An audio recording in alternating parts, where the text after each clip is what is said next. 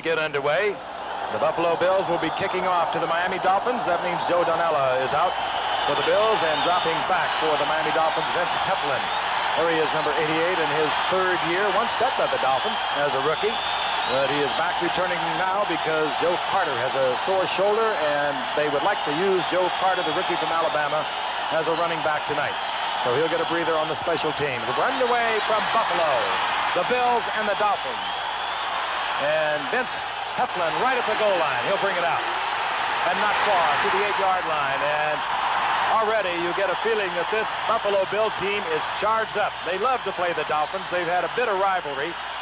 As we look at head coach Don Shula sending everyone's Rookie of the Year into the lineup, Dan Marino, second year out of Pittsburgh. In his first 2 games, a little over 67% completion, 7 touchdowns. He got 5 of them against Washington. As you can see, missing is Andre Franklin, out for the season with a knee problem. The wide receivers, well, they're dynamite. Mark Duper, number 85, and Mark Clayton. Set to go. First down and 10. Marino. The handoff. What a violent collision. As this Bills team is really fired up. That's Tony Nathan, who was dumped for a loss. Defensively, we'll see mostly a 3-4. They'll go to a 4-down front on the pass. And a secondary that has been decimated by injuries. Of course, they traded one of the better ones, Mario Clark, out to the 49ers, but they lost 2 left cornerbacks last week, Rod Hill and Rod Bellinger. So over on the left side is Gary Thompson, a 2-year free agent. Tony Nathan, single setback. The second down and long 12. That's Jim Jensen in motion. And Marino is back. At the time, gets it to Jensen, who is rapidly becoming a cult hero down in the Miami area. He works out, trains for a little bit of everything, wide receiver, quarterback, special teams. He even works out snapping on punts. So he is a very special player to the Miami Dolphins. He can do so many things. He comes up short of the first down, and it will be third and about 4.5, and that should leave Marino in a passing situation. However, he is deep in his own territory at the 15. But the third wide receiver is in for Miami, Jimmy Cephalo, joining Mark Clayton and Mark Duper. They'll move out of this set from the shotgun. The 2 backs check for the blitz, and then they're in the pattern, and over the middle, and it goes to Joe Rose, and he is the tight end. They like to bring in and get the ball, too. He is one of the better tight ends as a receiver. Shula uses 3 of them, and while none of them have tremendous statistics over the year, last year, Shula's 3 tight ends caught 75 balls between them. And there he is, 4th winningest coach of all time in his 22nd season. Been to 5 Super Bowls, 4 with Miami, 1 with Baltimore, won a couple of them. Remember his great teams of the early 70s. Woody Bennett now, the single setback, he wears number 34. And Marino is back once again. As a man open, and it's Dan Johnson, the tight end, and Dan Johnson into Buffalo territory, and already, O.J., they're working over that secondary. Yes, and the Buffalo Bills on the first completed pass was able to put a pretty decent pass rush on them. The Bills have been humiliated as we look at this replay. He gets protection here. The back just runs an excellent pattern right here.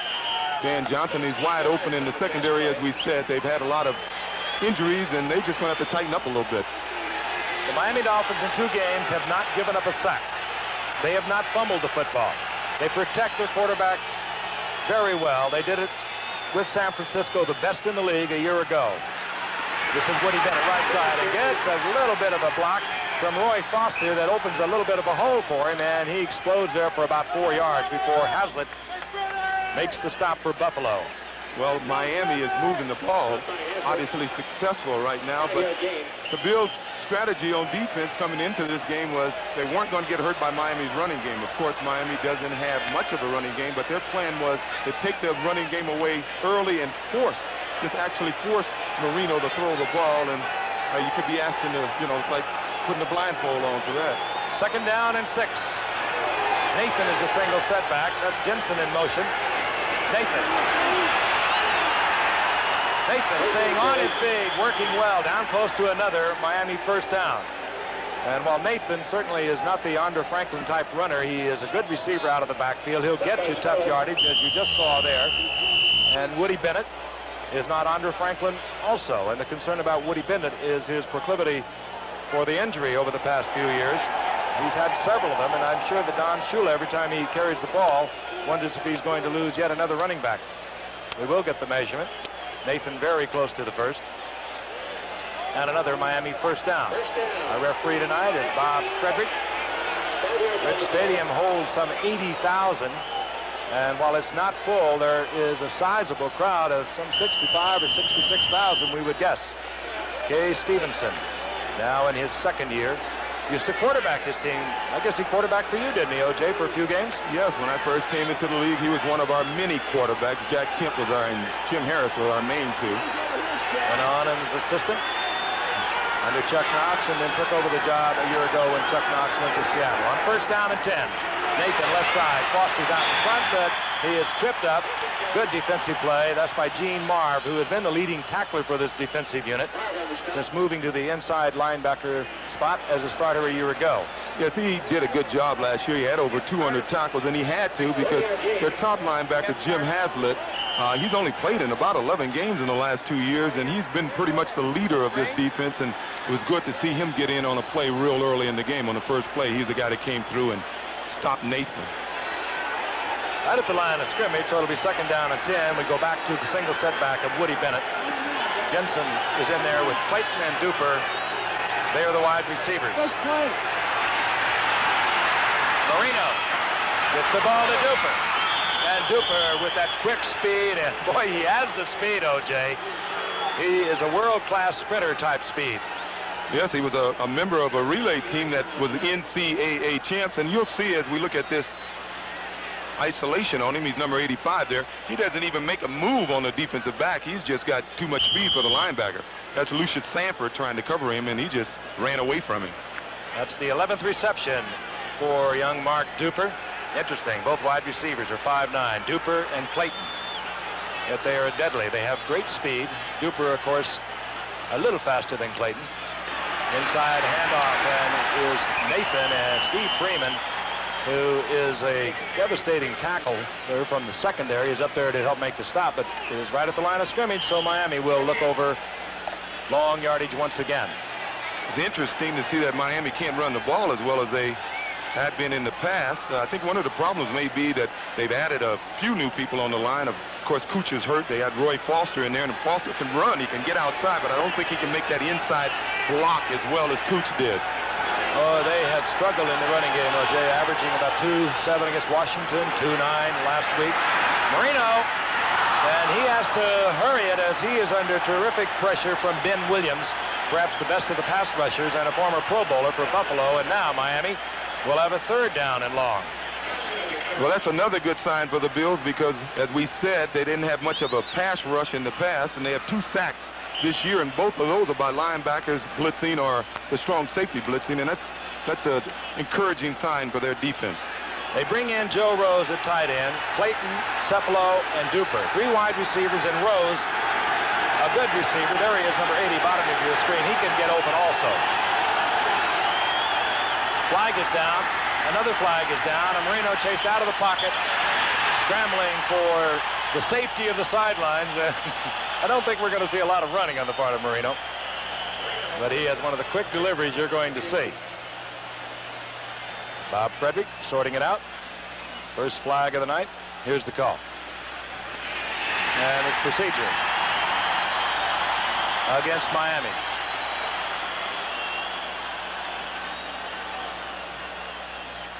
So the Dolphins. False start. Number 64 in the offense. Pro Bowler Ed Newman on the right side, moving a little quickly. Well, once again, it's a good drive by the Dolphins, but if the Bills can keep them out of the end zone, it's going to be encouraging for them because the last 2 weeks they were down 17 points and 20 points in the first quarter before they knew what happened, and they were immediately out of their game plan. Bills took that penalty. They wanted back a possible field goal attempt from Von Schauman back. Marino snaps one off to Cefalo. And that's what I'm talking about, that delivery. He does not use a lot of arm. It's sort of a snapping motion, and he gets it there so quickly. In the Washington game, they just could not quite figure out how he was getting set so quickly and releasing the ball, and he wound up throwing 5 touchdowns in that game. And you watch him, if you watch Miami closely, you're going to see they're going to complete more passes on Charles Roan, number 26 of the Buffalo Bills side of the field. That's because Gary Thompson, number 24 of the Bills, is playing the other side. He's inexperienced, and the Bills are going to try to protect him by rotating to his side. So they're going to have to throw the Roan side tonight. 36-yard attempt. That's Don Strock who put it down on a 4th down and 3.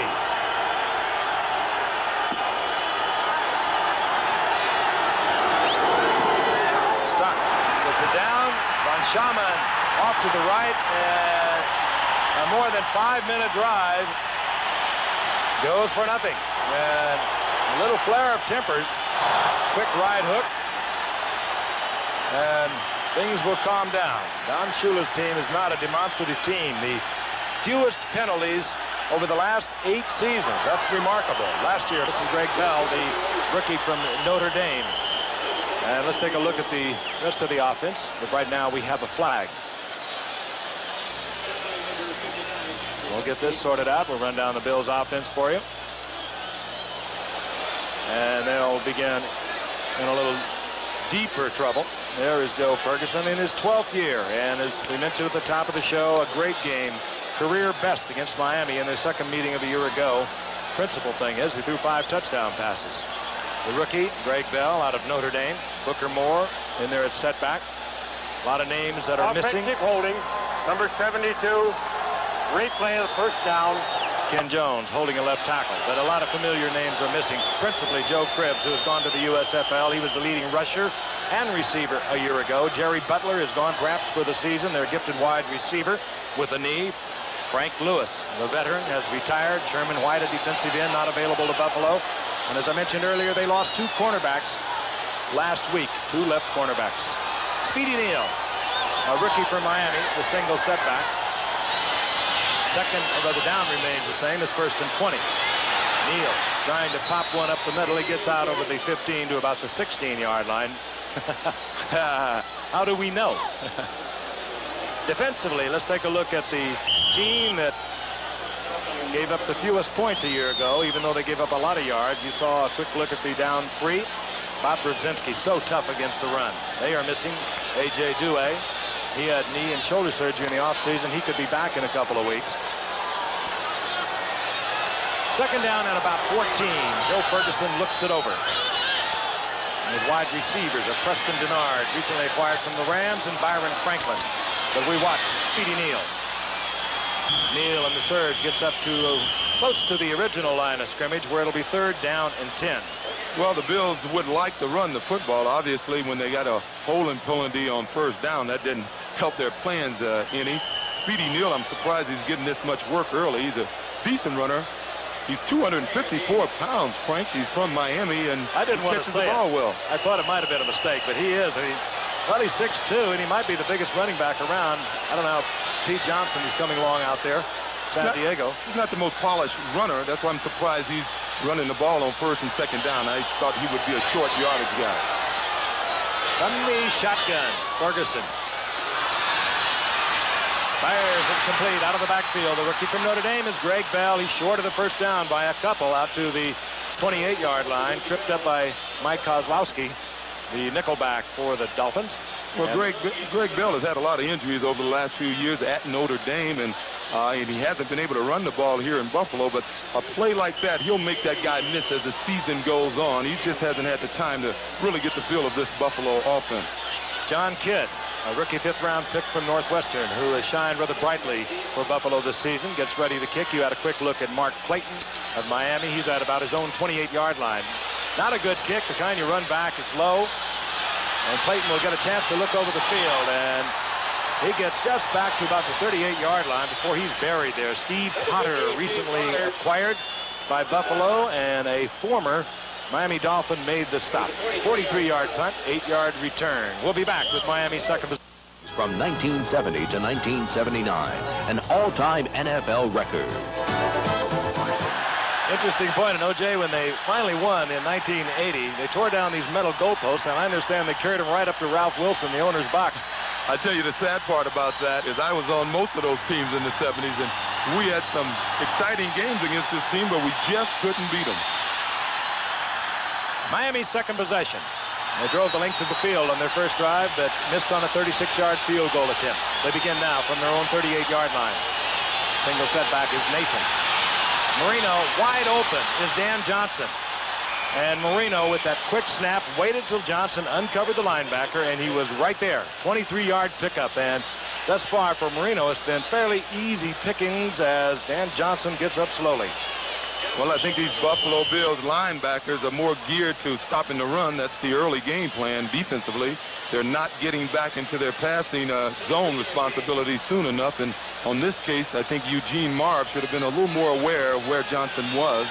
Unfortunately, he wasn't. Unfortunately for the Dolphins, Johnson was in the right place. The first down is inside the 40-yard line of the Bills. But Woody Bennett in as setback now for Miami. Marino 6 for 7, 90 yards already. Bennett struggles for perhaps 2 yards. Heading down about to the 36-yard line before he's hit by Smirlis, the nose tackle, 4-time Pro Bowler, and Jim Haslett. Well, Woody Bennett is a good, tough runner, but he's not exceptionally quick. And I think on that run, it was a case of him not getting to the hole fast enough. He was a little slow getting there. But once again, this Miami team, who is a team that likes the position block up front, they have bigger guys up there now with Roy Foster, and I think they may be able to pull better, but I don't think they can do that position block as well as he could as Kuchenberg. Second down and 8. Marino got a man open, and he gets it to Clayton.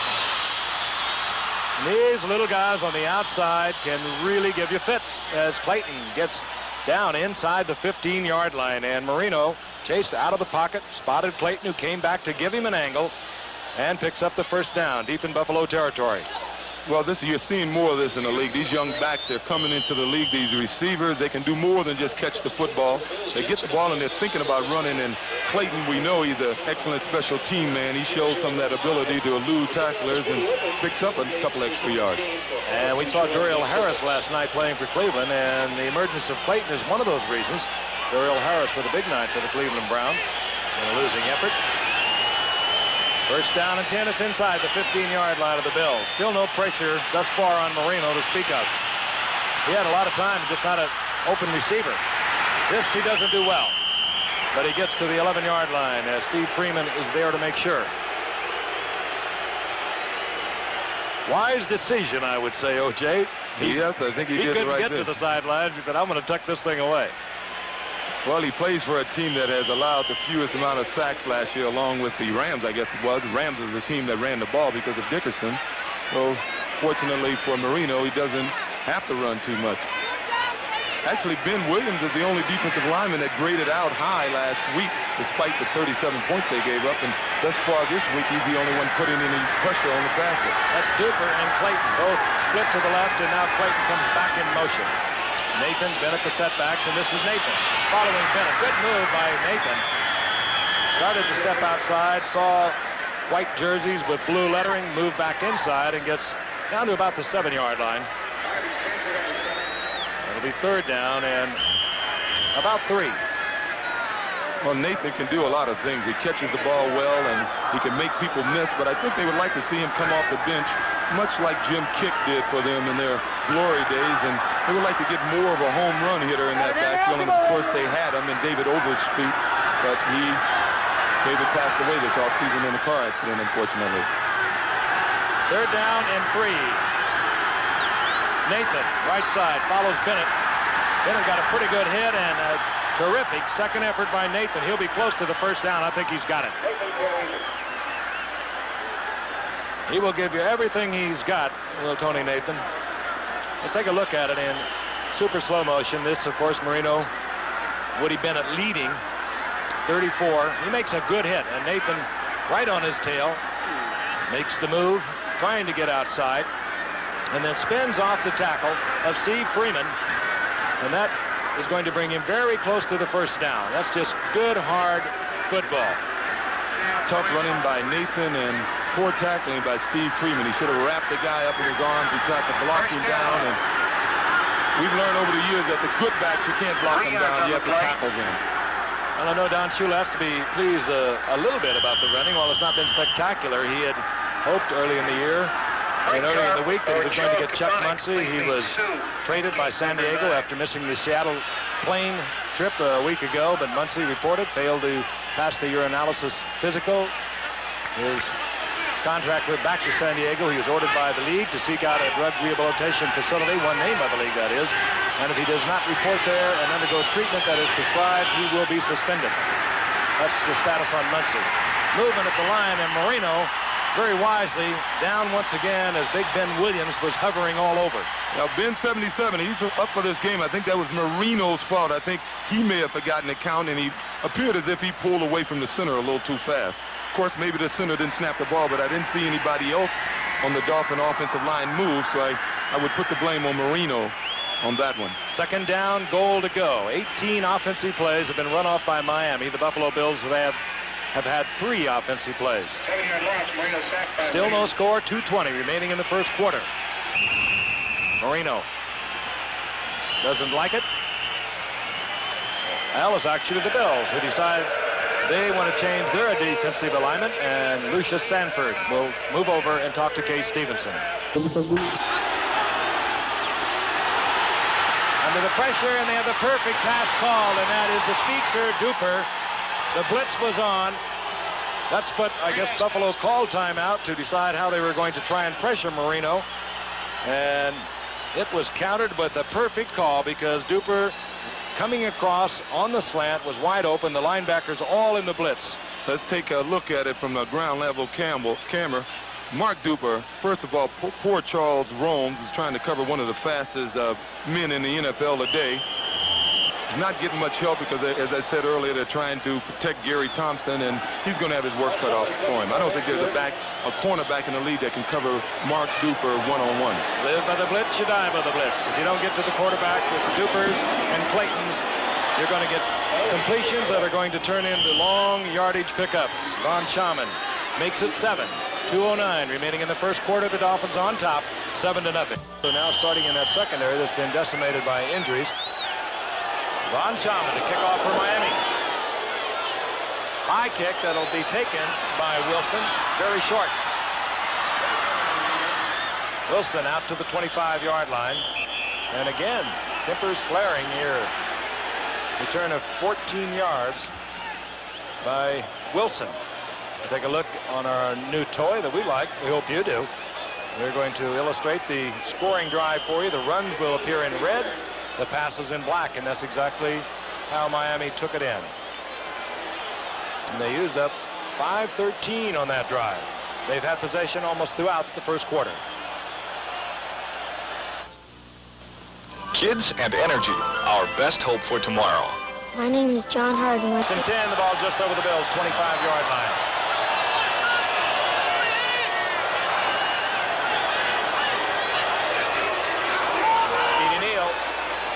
Using all of that beef, and we have already told you he goes some 254 pounds.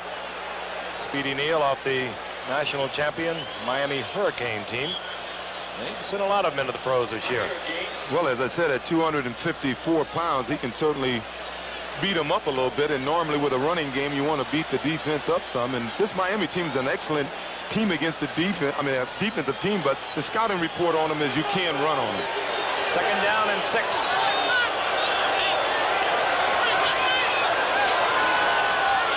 Williams joining Speedy Neal. Van Williams number 23, but they come back with Speedy Neal, and he bowls out close to a first down. This will be dependent upon where they mark it, and I think they marked it just a little bit short. I want to remind you, CFA college football returning September the 29th, and it'll be a beauty. Notre Dame going against Missouri. You'll see it live at 3:30 Eastern Time from Faurot Field. Columbia, Missouri. CFA college football here on ABC. Third down, less than a yard to go. And I think it would be safe to suspect that we would see the big man again. That, of course, Speedy Neal, the rookie from Miami, third-round draft pick. He is huge.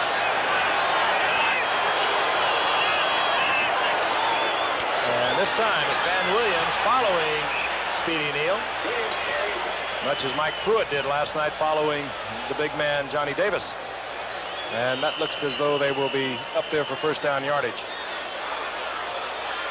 Well, it's an old strategy we used in the mid-'70s here in Buffalo. We normally found ourselves with weak defenses, so we tried to run the ball and eat up the clock and keep the game close and hope that something good can happen in the fourth quarter. And it appears as if that's the Buffalo Bills strategy here tonight, because it hasn't been much imagination with their offense up to now. Nor have they had the ball much to speak of. First down. Williams gets the first down following the block of Speedy Neal. Miami now with 139 yards, Buffalo 27. Now the scouting report on Miami is you can run the ball at them. Even with A.J. Dewey, they don't play to run. They play to run well, but those defensive linemen, they aren't tough against the run. And with Dewey, they can disguise it because they can jump around on a lot of defenses. And without Dewey, they have to play straight, and you can run at them. They've given up an average of 5 yards per rush against them. That's more than they have in the past, and they've never been known as a good defense against the run. But they don't give up points. Ferguson dumps off underneath to the tank, and here comes Neal. Ouch. 254 pounds just collided with Don McNeil, as now Speedy Neal, who's providing a little offense for Buffalo, gets another first down, and it's inside Dolphin territory. That's the end of the first quarter. Miami is on top 7-0. We'll be right back. Talk to him. We begin the second quarter. Buffalo has the football, 47-yard line of the Dolphins, and Buffalo is down 7-0. Greg Bell finds an opening over the left side as the flag goes down. Bell is up close to the 40-yard line, the rookie from Notre Dame. Well, we sort of knew that would be. One thing I still say about this Buffalo team, they were a little humiliated last week against St. Louis. And they came in here fired up. They have enough veterans on that offense and defensive line. So we look at the holding call here and some stats from the first quarter. And it's been all Miami. 10:36 of possession to 4:24, 139 net yards over 45. Ken Jones holding. That's the second one on him tonight. And if he can eliminate those, he's a near all-pro offensive tackle, but he's had a penchant for getting holding penalties on him in the last few years. He's up against a wild one tonight in Kim Bokamper, former all-pro linebacker that now is playing defensive right end for the past couple of seasons for the Dolphins. First down and 20 for Buffalo. Ferguson fires a shot, and it's complete. Preston Denard, who was with the Rams for so many years, 5 years, started there all of those years, traded during the off-season. And I think that, well, Johnny Robinson flat told us when we were out there for the Dallas game that he wanted more speed on the outside. So that'll tell you that Denard, while gifted with the moves, does not have that blazing speed that you're going to command respect from the cornerback with. Ferguson 3 of 3, 31 yards. There was a gain of about 6, so it's second down and 14. Ferguson again. Moving out of the pocket. Wide open field for Ferguson. And Ferguson pays for it inside the 40-yard line, short of the first down.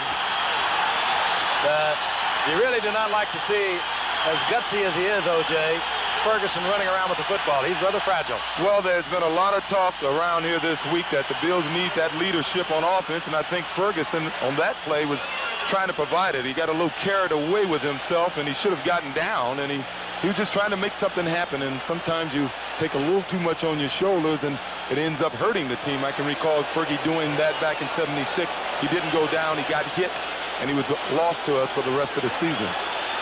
One of the elite who has passed for over 25,000 yards in his 11 years, now in his 12th, Joe Ferguson. Third down, a long 2. Ferguson wants a bundle on third and short. And almost a spectacular diving catch by Brookins, a rookie from Illinois that has really shined in training camp. He can catch the football.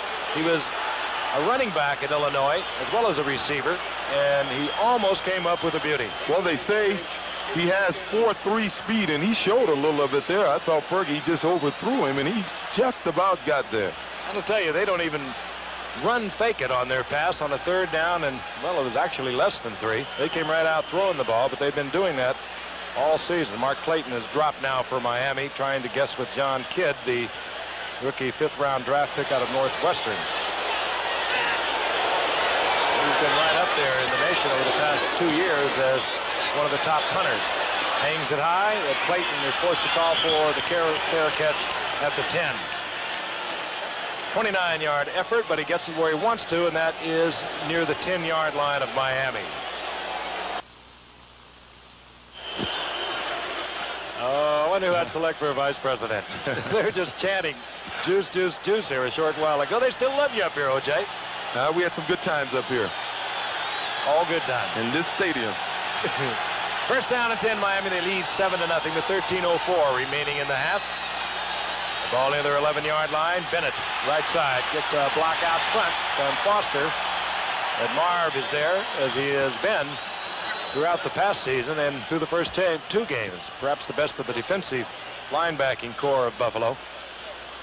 Well, you know, Miami was talking that they may have been tipping some of their runs, and I think that could be the case because the Bills seem to have them diagnosed even before they snap the ball. They're going in the right direction, and it's just no excuse for a team with this offensive line not to be able to run the ball better than they're running it. Mr. Everything is in the lineup, number 11, Jim Jensen. He's had 6 receptions already in this season, so he's not out there for window dressing. Number 11. On second and long. Oh, and it was Clayton who was looking for a spot in the zone, took his eyes off the ball, and by the time he got turned around, it was through his hands.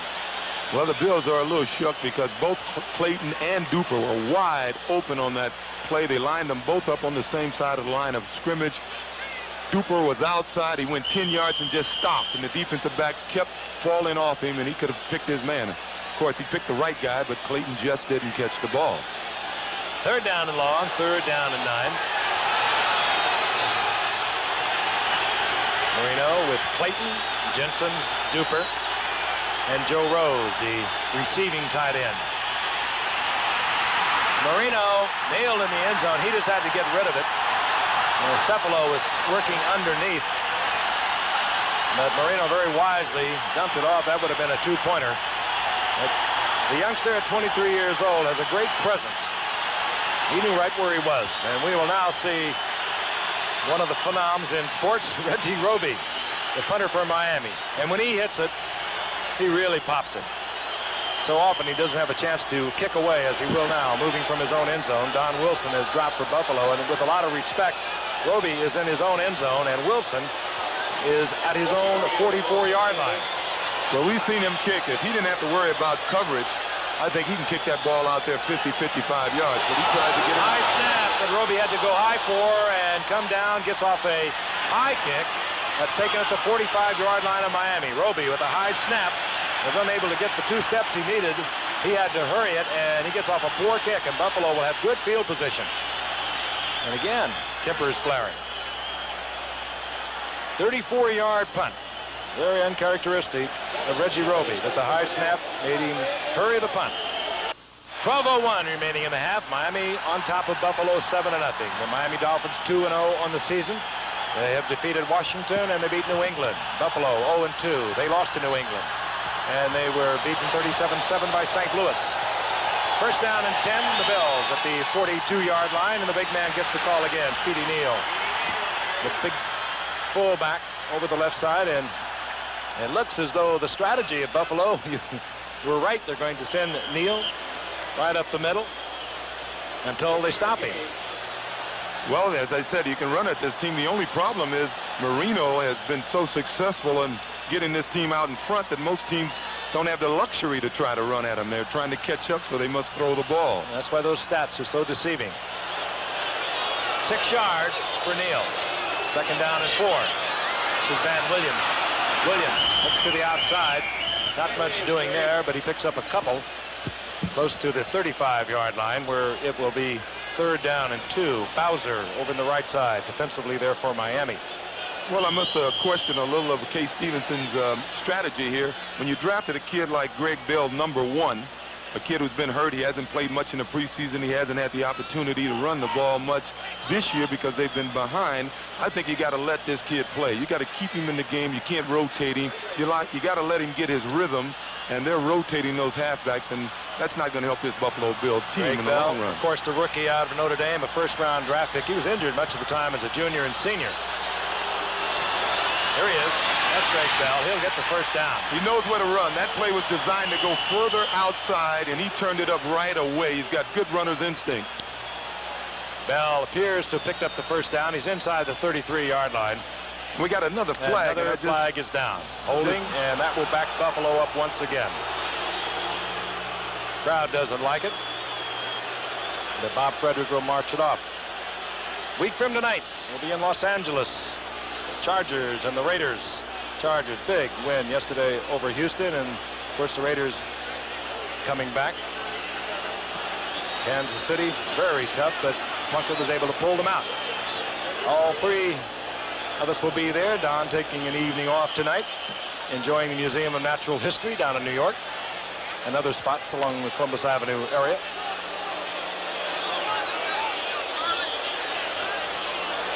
Tony Hunter, the tight end, holding for Buffalo, and that cost them the first down. Third down and 12. Shotgun for Buffalo. Another flag is down. This time it goes underneath Byron Franklin. And he again has first down yardage, but another flag has been dropped.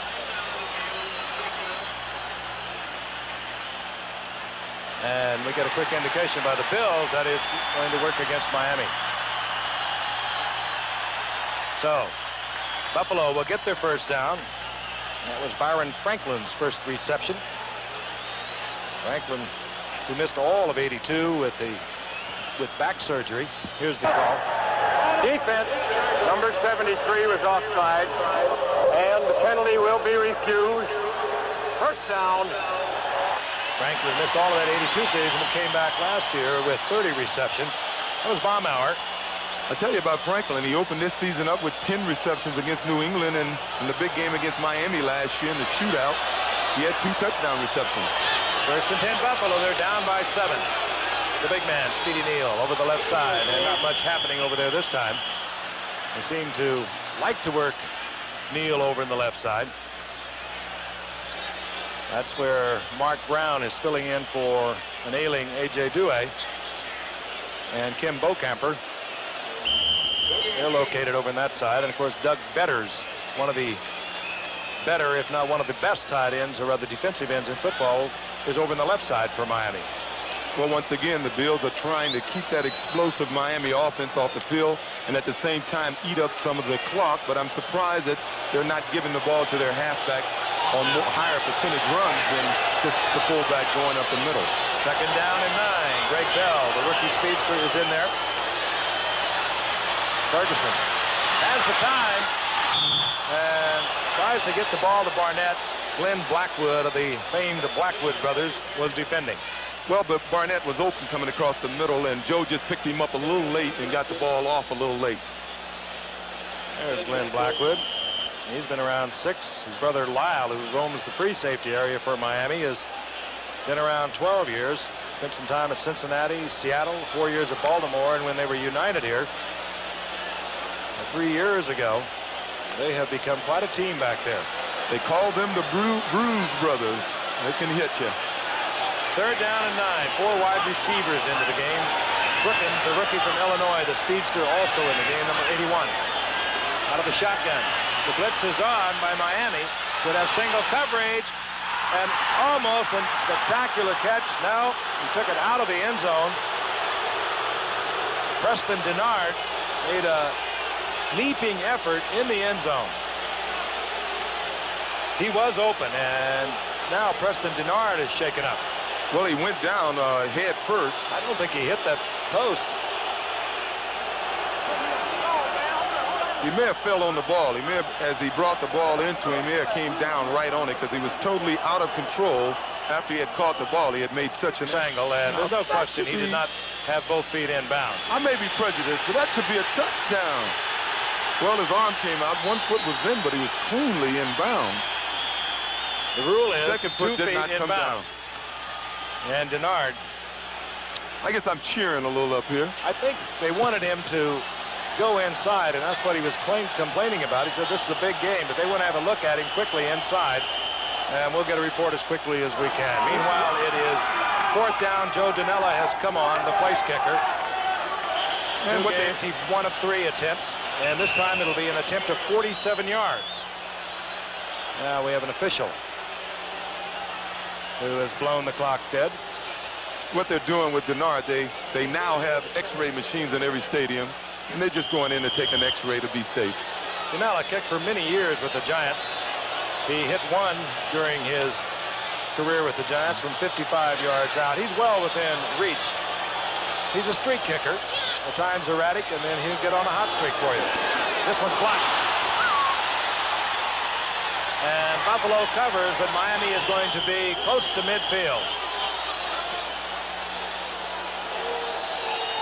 So Miami will get the ball back with 9:24, leading 7-0, and they'll have it near their own 47-yard line. Well, let's take a look on the far right. I think that's Don McNeil comes in. No, he actually is blocked from the center of the line.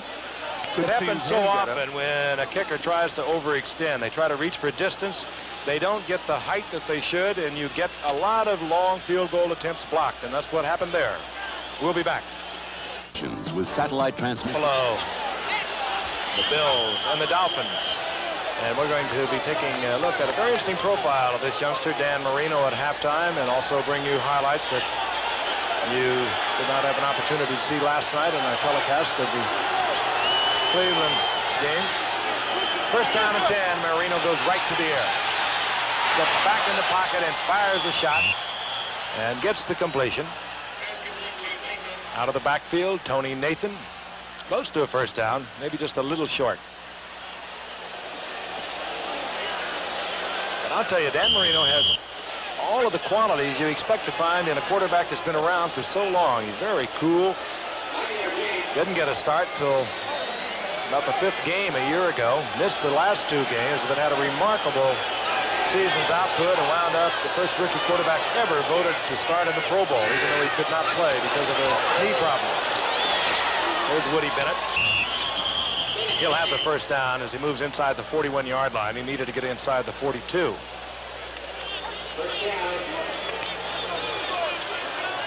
Bills coming off an 8-8 season, and of course Miami off a 12-4 season. They got into the playoffs and lost to Seattle. Woody Bennett is the man who Shula hopefully is going to find that will take up the slack for the loss of Andre Franklin. Of course, we mentioned that David Overstreet tragically killed in an automobile accident in June, and the Dolphins are all wearing black number 20s on their helmets in memory of David Overstreet. On 1st and 10. Quickly out in the flat to Duper, and Duper works his way inside the 35-yard line. A gain of 6. It'll be 2nd and 4. And Baumauer, who just went high in the air, he is really big for a nose tackle. I said that last night, but he stands 6'5", and you don't get many nose tackles that tall, but he's not just a big, strong man. He can do a lot of things.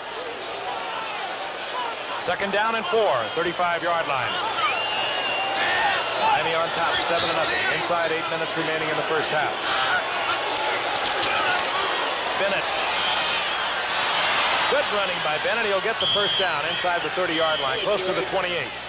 Good instinctive moves there, O.J.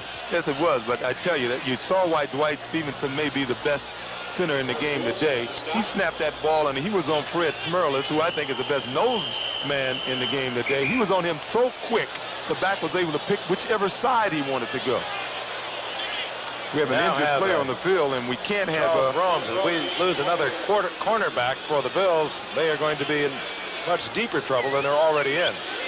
They're already hurting in the secondary, and now perhaps their best defender, Charles Romes, is on the carpet.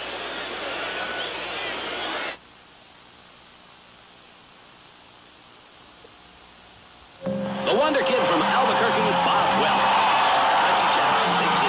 My name is Bob Welch, and I'm Alcoholic. Marco Tung, a second-year man out of Bowie State, has replaced Charles Romes at the right cornerback for Buffalo, and it should not be long before he's tested.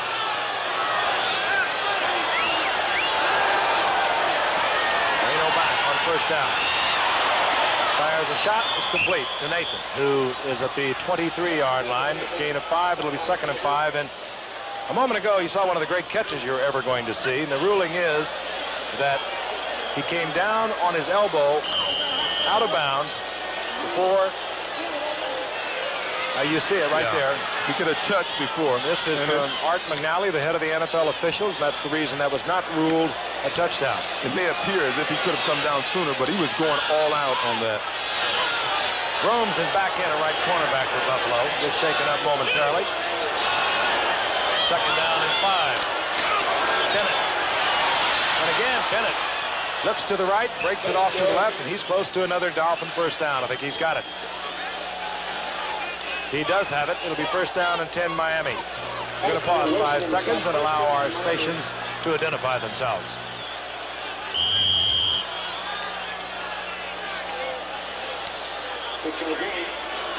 Back at Rich Stadium, large crowd has turned out, particularly when you consider the Bills are off to an 0-2 start. No score with the Bills thus far. They have missed on a 47-yard field goal attempt. Meanwhile, Mark Duper and Dan Marino have teamed up to give the Dolphins their touchdown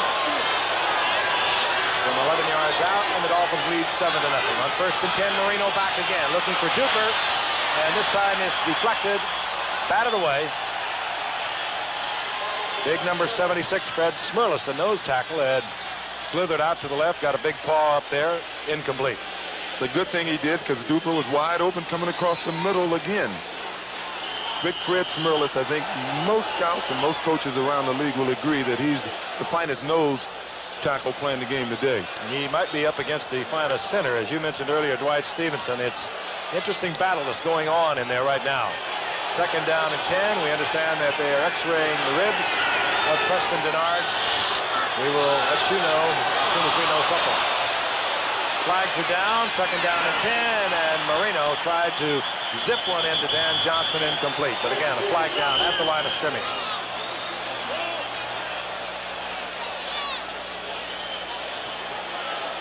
Here's referee Bob Frederick. Offsides against the Bills. I mentioned earlier, Miami, the least penalized team in the NFL over 8 seasons. That is truly remarkable. The Bills were the most penalized a year ago. Defense, number 57 offside. Second down. Lucius Sanford, the strong side linebacker, offside for Buffalo. Well, that's an NFL record that you don't like to have. The ball now at the 12-yard line. Jensen will move up to the top of the screen. He does it all for Miami. Woody Bennett was the single setback. Clayton and Duper, they're at the bottom of your screen. Marino fires a shot. It goes to Clayton. Touchdown, Miami. And they made it look easy. You have got to be in tight when you're playing in the secondary, but these youngsters are tough to play tight. When you're down close to your goal line, you've got to be close.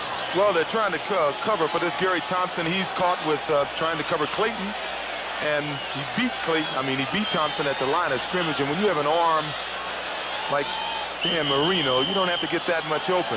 You just get a little open, and he's going to put the ball right there. Ron Chaman on once again for the conversion. Marino now 12 of 16, 154 yards, a couple of touchdowns. He hit an 11-yard touchdown to Duper earlier. Now he's hit Clayton.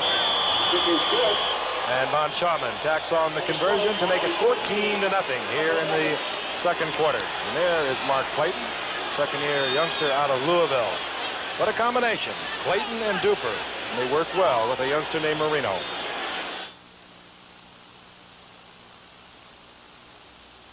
For anything, especially football.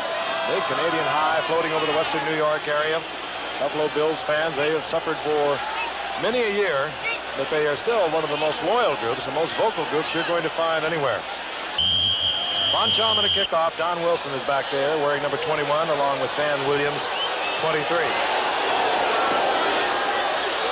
This one slides across the carpet into the hands of Don Wilson off Van Williams. And down the sidelines, Don Wilson, good return, out close to the 35-yard line, a return of 34 yards. That one bounced out of the hands of Van Williams right to Don Wilson, and another flag is down. Well, we know who that's going to work against, and so the efforts of Don Wilson are negated. And Buffalo will be deep in their own territory. Well, it appears as if they're going to try to break their last year's record on penalties. Let's take a look at that scoring drive. Miami now being able to throw the ball just about any time they want to, but you get the feeling that Don Shula wants to work a little bit on a running game. Well, they got the ball after the blocked field goal at the 47-yard line. There you are. Cute little thing, our little toy. After the penalty, they mark it at the 14-yard line. So rather than beginning at the 35, the Bills will start at the 14. And now Buffalo wants timeout. They've used one already. So a team that is struggling, and this is a pretty good indication, 2 wasted timeouts. Kind of wide receiver. Byron Franklin in motion. And the blitz is on, and Ferguson dumps it out to Neal. And the big man, over 250 pounds, a nifty little move, breaks back inside, gets 2 yards out of it. Take a look at some of the baseball activities going on. Godwin, Minnesota, they're in the 7th inning. Kansas City and California, of course, later. Another 7th inning score. Detroit over Baltimore. And Cleveland, Seattle, Texas, Oakland will go later. In the National League, in the 9th inning, San Diego over Cincinnati. Los Angeles over Atlanta. And a final. The Mets over Philadelphia. Would you believe Dwight Gooden already has set a rookie record, has struck out 16. He is remarkable. Flag is down. Ferguson is about to be down. That could be 2 points. Depends on that first flag. If that's against Buffalo, now could be that Bocamper. They're going to call made a quick move on Ferguson. And if that is intentional grounding in the end zone, it's going to be a 2-point safety. That could be so. Greg Bell was almost in the vicinity.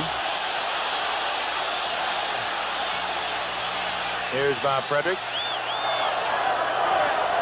The flag will be picked up as there was a potential receiver in the area where the ball was thrown. Therefore, it was not an intentional grounding call. However, there was illegal motion on the offense. Illegal motion on the offense. I'll tell you, that would have been some great receiver to become a potential one. Well, Greg Bell was in the neighborhood, but once again, we're looking at a football team. He was in the suburbs, OJ. We're looking at a football team that has had some problems. I mean, you can't have this many penalties. As I said last year, they broke a record. And at the rate that they're going now, they're going to break a record here tonight for 1 game penalties. I understand I said that the Mets won. They actually lost 2-1, but when I heard that Gooden had 16 strikeouts, this youngster, 19 years old for the Mets, has really turned the city of New York on. All of baseball. He just is truly remarkable. Now it's being explained to Don Shula, who I think saw it as intentional grounding.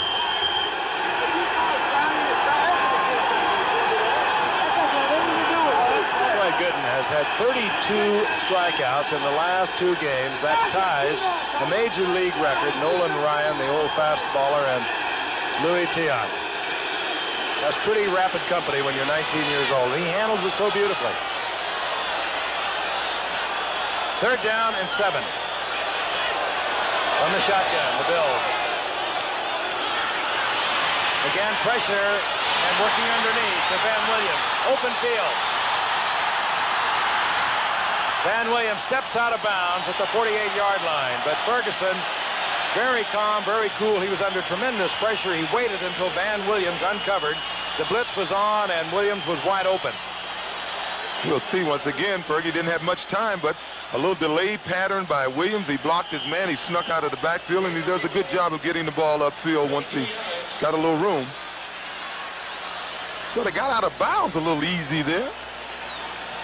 As a youngster that spent his rookie year back in '82 on the injured reserve, didn't do much last year,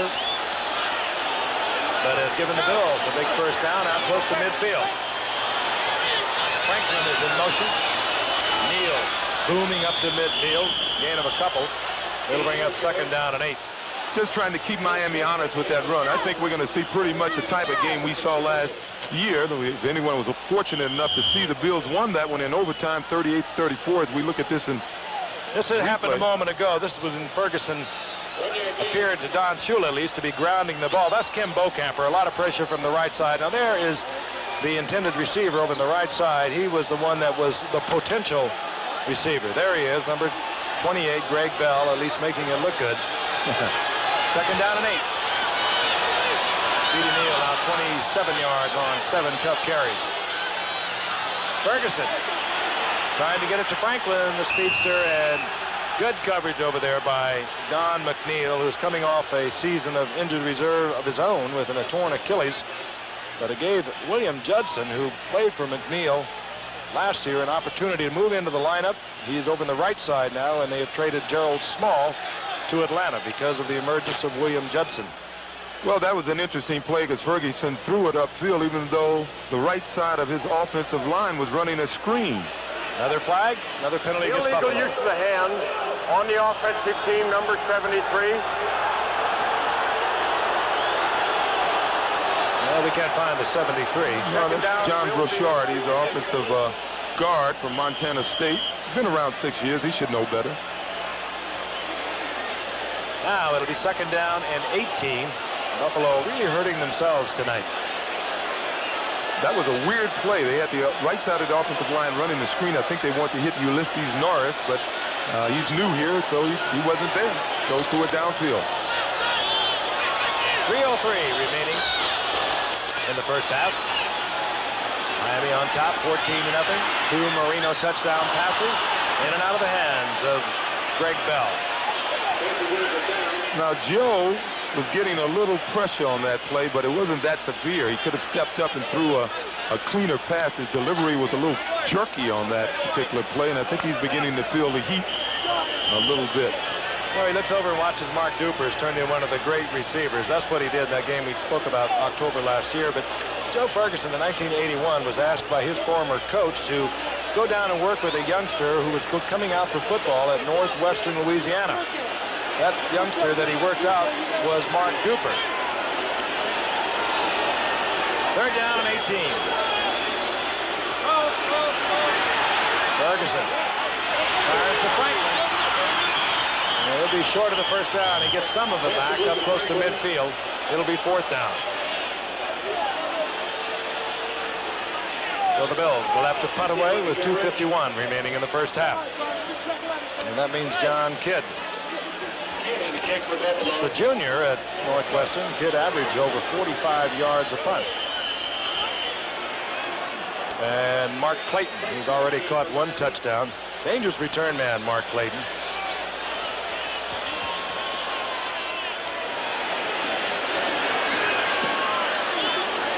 Another short kick. Takes a Buffalo bounce, however, down close to the 12-yard line. So Miami will begin. First down and 10 as scuffling breaks out once again. Miami will begin at their own 12-yard line. We'll be back in Buffalo after this from the National Football League. Stadium, the Miami Dolphins on top 14-0. A pair of Marino touchdown passes, one 11 yards to Mark Duper, the other one 12 yards to Mark Clayton. And with those 2 touchdown passes, Marino once again the NFL leader with 9 touchdown passes over the Giants' Phil Simms, who has 8. Bennett just moving behind Dwight Stevenson, Foster, and Newman out to about the 15-yard line, gain of about 3. Woody Bennett, I mentioned, came to Miami in 1980 from the Jets. Had a lot of little injuries. Was a starter in 1981 for the first 3 games, then tore up his knee. Off and on, he's been injured. I think that concerns Don Shula more than anything else. If he builds his running offense around Woody Bennett, now with Andrea Franklin gone, he's building it around a man who has gone down with a lot of injuries. We're going to count down to the 2-minute warning. The Dolphins have 3 timeouts remaining. They have a second down and 8, and we're going to go to New York. And here's the Lamps, Jim Lampley.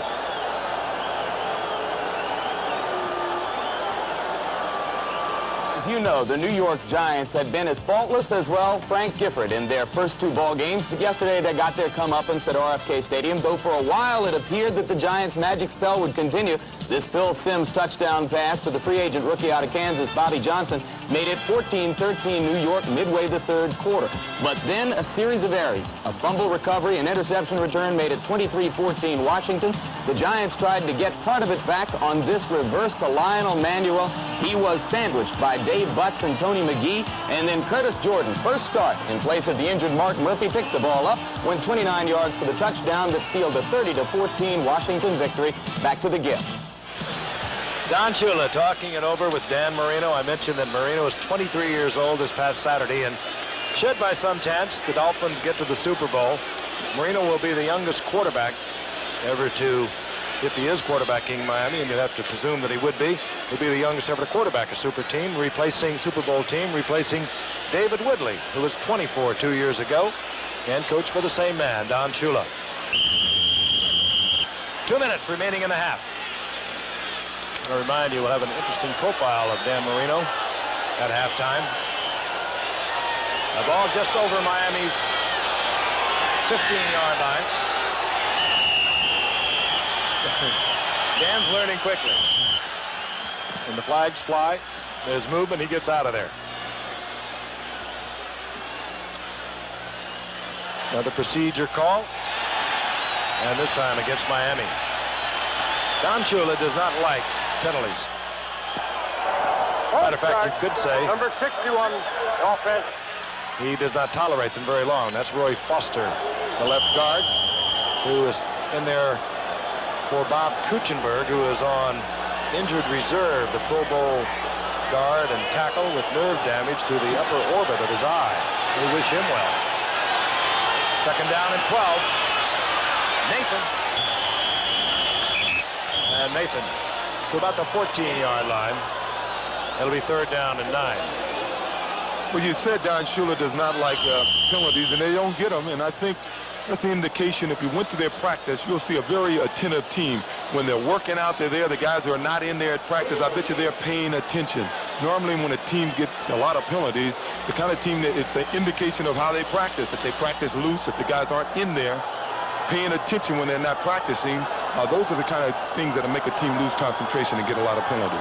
Third down and long. The ball is loose, and it looks as though Buffalo is covered. I think Marco Tung was on it. No, it's Steve Freeman, and Buffalo has 1:16 on the clock. And remember, they have used 2 timeouts. They wasted one on defense in the first quarter. They used one a few minutes ago when Joe Ferguson either did not like the player or the personnel, so they're down to 1. And let's take a look at it again.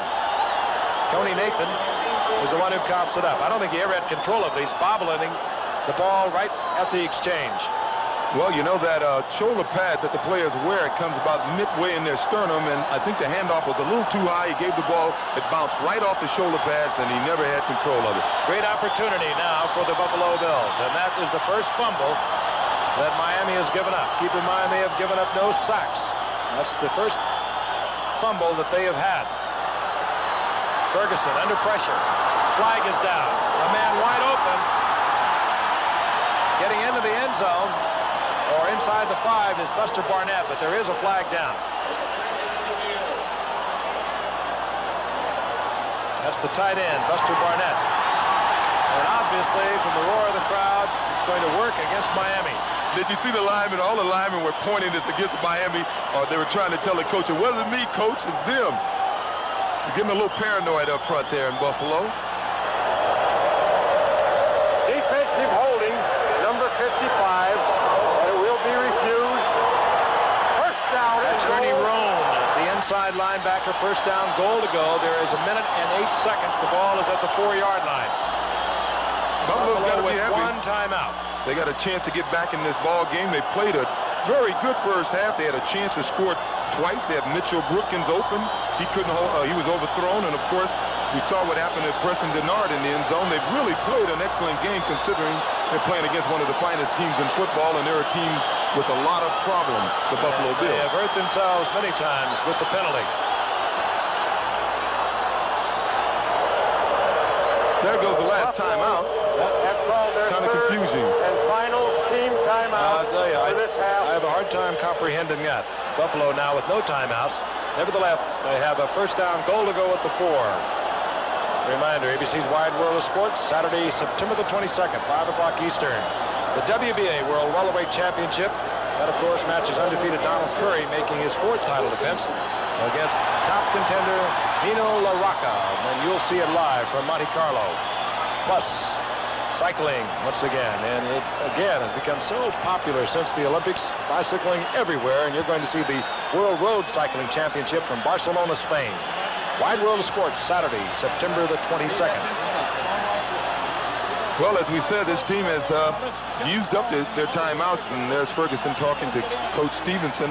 You know, Stevenson has taken a relaxed approach this year. He says he wants the team to feel relaxed, and he's taken that approach in practice, and I think it's hurt this team. I think it's time for him to get a little tougher and start stressing a little more discipline, because this team is a team that's in a little disarray. Inside now, the 5-yard line. Joe Ferguson, a veteran quarterback, he knows what it's about out there. Even without timeouts, they're not going to feature the run. They might try it once with Speedy Neal, but they'll have a couple of plays called, and he's going to be putting it in the end zone in the air. He's 8 of 13, 108 yards on the night. Van Williams, left side. You'll see a hurry-up offense as we now watch the clock tick inside the final minute.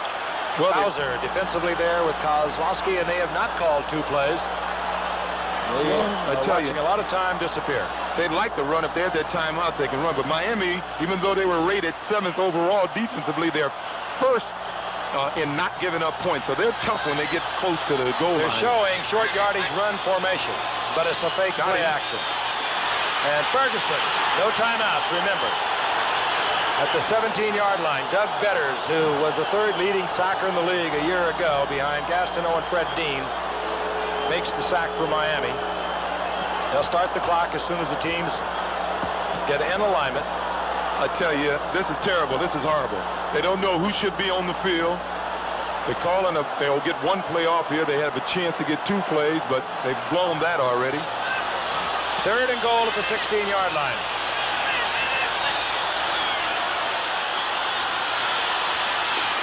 Almost picked off, and now the Bills are going to have to fake field goal. 9 seconds remaining, 4th down. The crowd doesn't like it. They wasted 2 timeouts, 1 in the first quarter, 1 a few minutes ago. They ran the ball with no timeouts remaining. Then they get the sack from Doug Betters. Joe Danella comes out. He's missed from 47 yards out. We said coming into this game that this team had problems, but most of their problems appear to be on the defense, but they're showing an equal amount of difficulty on offense right now. I'll tell you, Joe Danella should miss this from 33 yards. I get the feeling some of these fans might overrun his position. He doesn't, however, and the Bills are on the scoreboard. The Bills get on the scoreboard, but they're going to have to look back at a first down, goal to go at the 4-yard line, with all the timeouts gone. Well, they can't play any worse. Look at this last play. Let's see if it should have been pass interference here. That's Kozlowski covering Greg Bell, the rookie from Notre Dame. He's behind him, and now we get Blackwood coming in, playing for ball. Well, there was clearly contact there. He was going for the ball. I think he assumed it was his as much as it was Greg Bell. Could have gone either way. I think the Bills are fortunate to be only 11 points down. With all the penalties and the mistakes that they've made, they're still in this ball game, and if they come out in the second half and they don't get penalized and they capitalize on some of those chances that they've had, they can get right back in this ball game. Bills have not scored a touchdown in the first half this season, and I think that's safe to say that record is secured. Reminder again, we'll have some highlights from the games we did not bring you last night with Jim Lampley, and a profile of Dan Marino coming away at halftime. Vince Heflin, he was covering the football.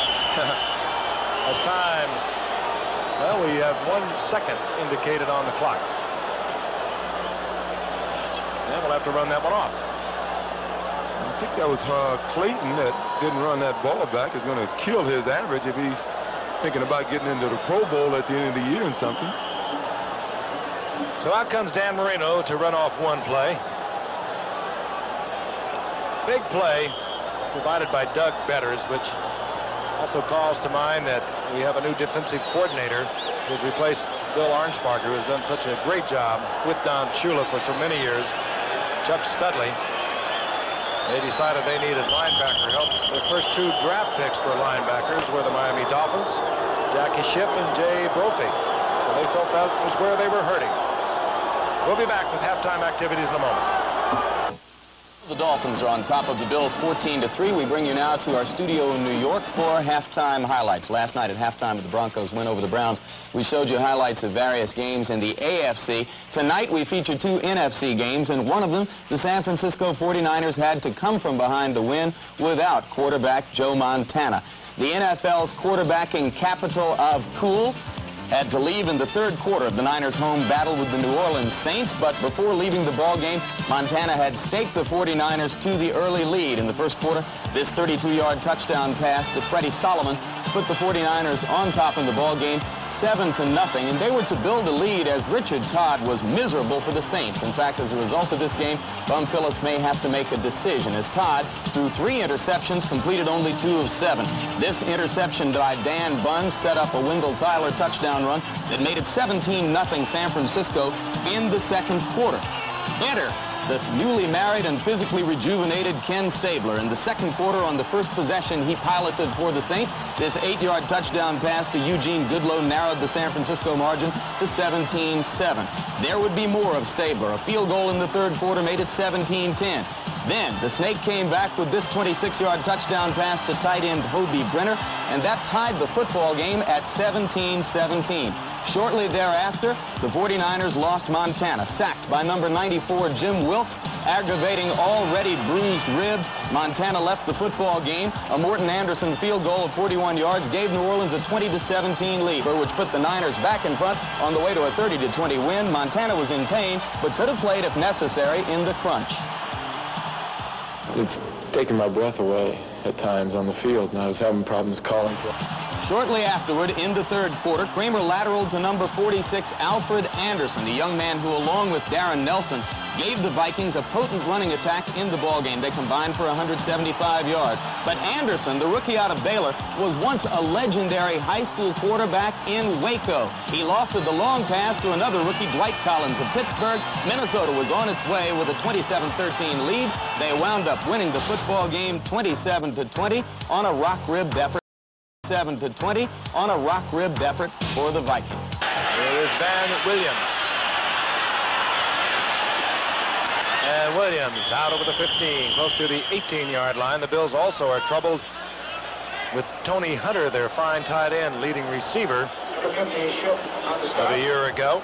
And he will not be coming back because of a back spasm, we are told. And those are the stats of the 1st quarter, and we'll dissolve those. As you can see, that one pretty much dominated Miami in terms of time of possession. It came a little closer towards the end of the 2nd half. The yardage differential lessened somewhat, and as I mentioned earlier, the Bills had a couple of opportunities, but they had to settle for 3 points when they had a 1st down and goal to go at the 4. 1st and 10 Buffalo. They're at their own 18-yard line. Speedy Neal, single setback, and this time pressure on Ferguson. He tries to get it to Julius Dawkins, who has replaced Preston Denard. It's incomplete.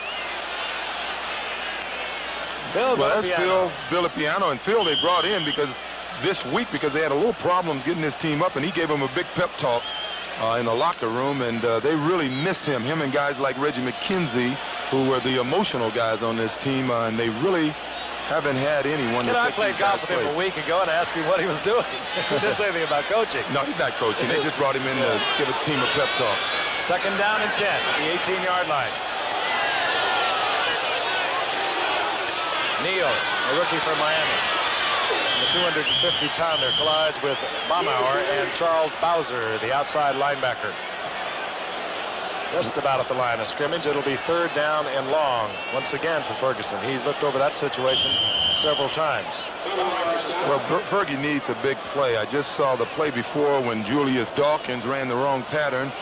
Joe put his head down and he walked back and he can get down on himself. He's going to have to psych it up now, and he needs a big play to get him going And he's a streak thrower. When he gets on a streak, he can really light up the place. 3 wide receivers. Mitchell Brookins, the rookie from Illinois. Great speed is in there, joining Byron Franklin and Dawkins. 3rd and long from the shotgun. Ferguson with the time. That almost picked off by McNeil. 2 Buffalo receivers in the same area. Neal coming out of the backfield. And Brookins were right together. And when you get 2 receivers together, you're going to get a collection of defenders.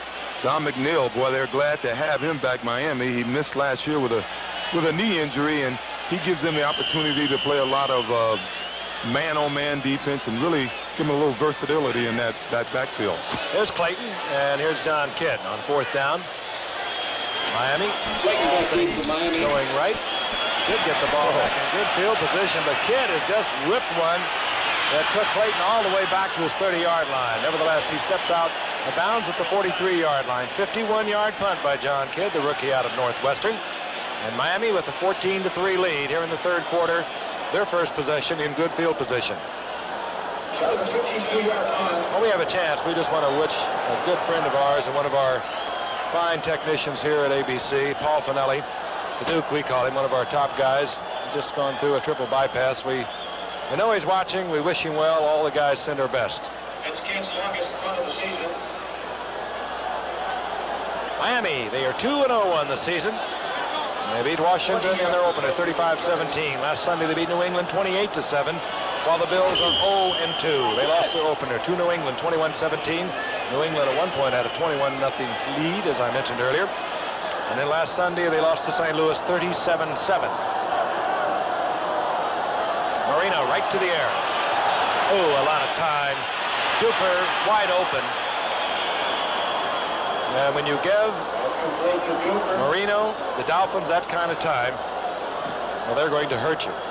Well, you can see they coach these Bills defensive backs that keep them in front of them, don't let them get behind you, and they're just giving them a little too much room. Incidentally, Clayton went off the field. He was limping. I think he got tangled up in one of the coach's wires for their headphone when he was running that punt back a few minutes ago.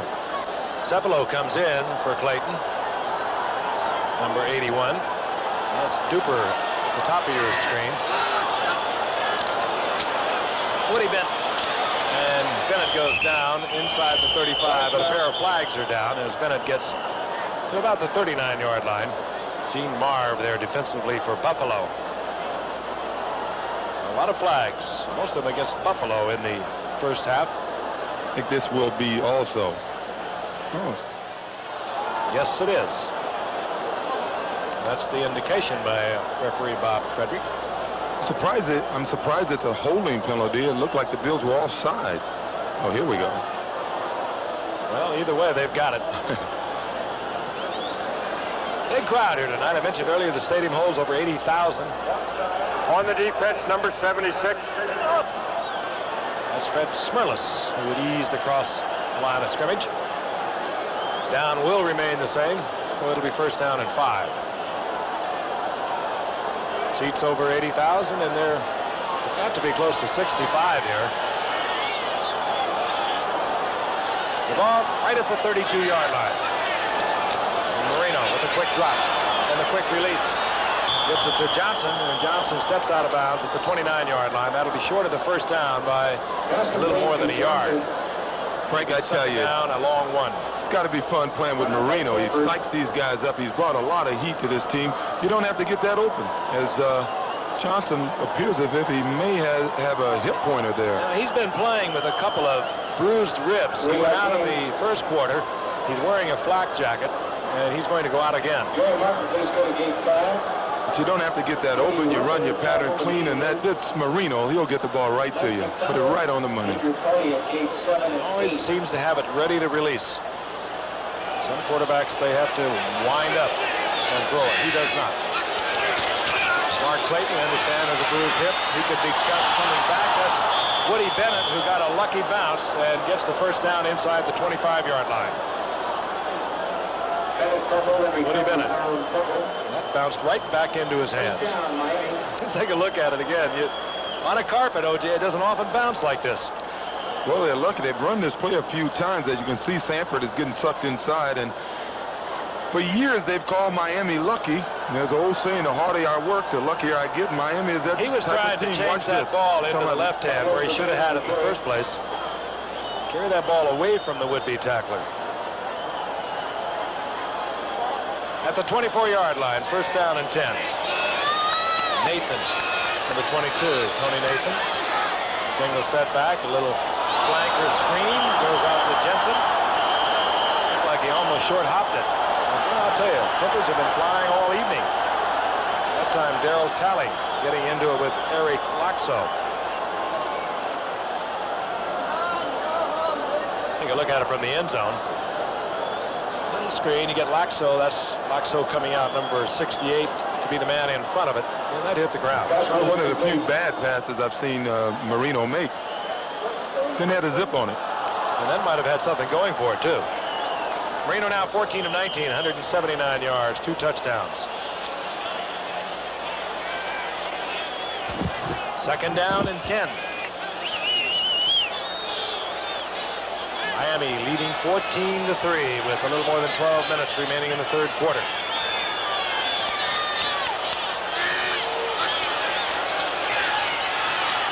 Marino stepping back into the pocket. Duper once again on that crossing pattern. He just kicks in the afterburner and he steps out of bounds down close to the 7-yard line. 17-yard pickup. And they're running the same play, the same basic philosophy on their offense. They're letting the Buffalo Bills drop back in those zones, and they're just running underneath, and they're wide open, and they have a couple of receivers that can run with the ball after they catch it. And there he goes. Yeah, he turns a little dink into a 17-yard pickup so fast. Well, when you have a defensive secondary that is dropping back this far, well, you have a lot of room once you catch that little dink. 5 receptions now for Duper, 67 yards, and of course the 11-yard touchdown pass. First down, goal to go.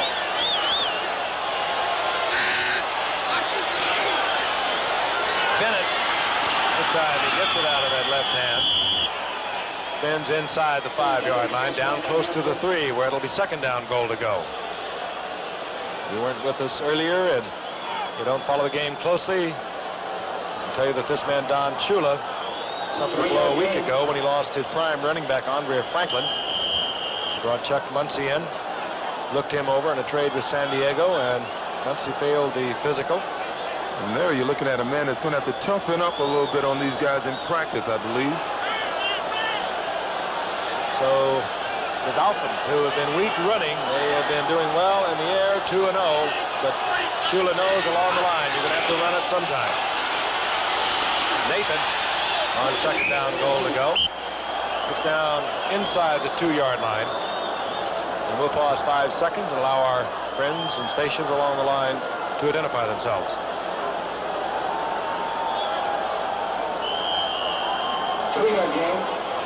Red Stadium in Buffalo, the home of O.J. Simpson. The football home of O.J. Simpson. Tell me about it in December. Did you love it as much? I tell you, it's pretty tough practicing out here in December. Yeah, there's not too many in that Ring of Honor. I think they call it the all-time honor roll. You understand that Congressman Jack Kemp will be inducted in November. Timeout call by the Dolphins. We'll be back in a moment. CPR is something everyone should know. Team. Well, I think we're going to take a look at it from the ground level. I don't think Matt Moore was his primary receiver. He was trying to hit a guy in the flat. He wasn't open. He looked to his backup receiver, and here comes Nat Moore across the middle. Hey, that's some good camera work. You saw Bennett's block, making the touchdown shot possible to Nat Moore. Von Schaman for the conversion.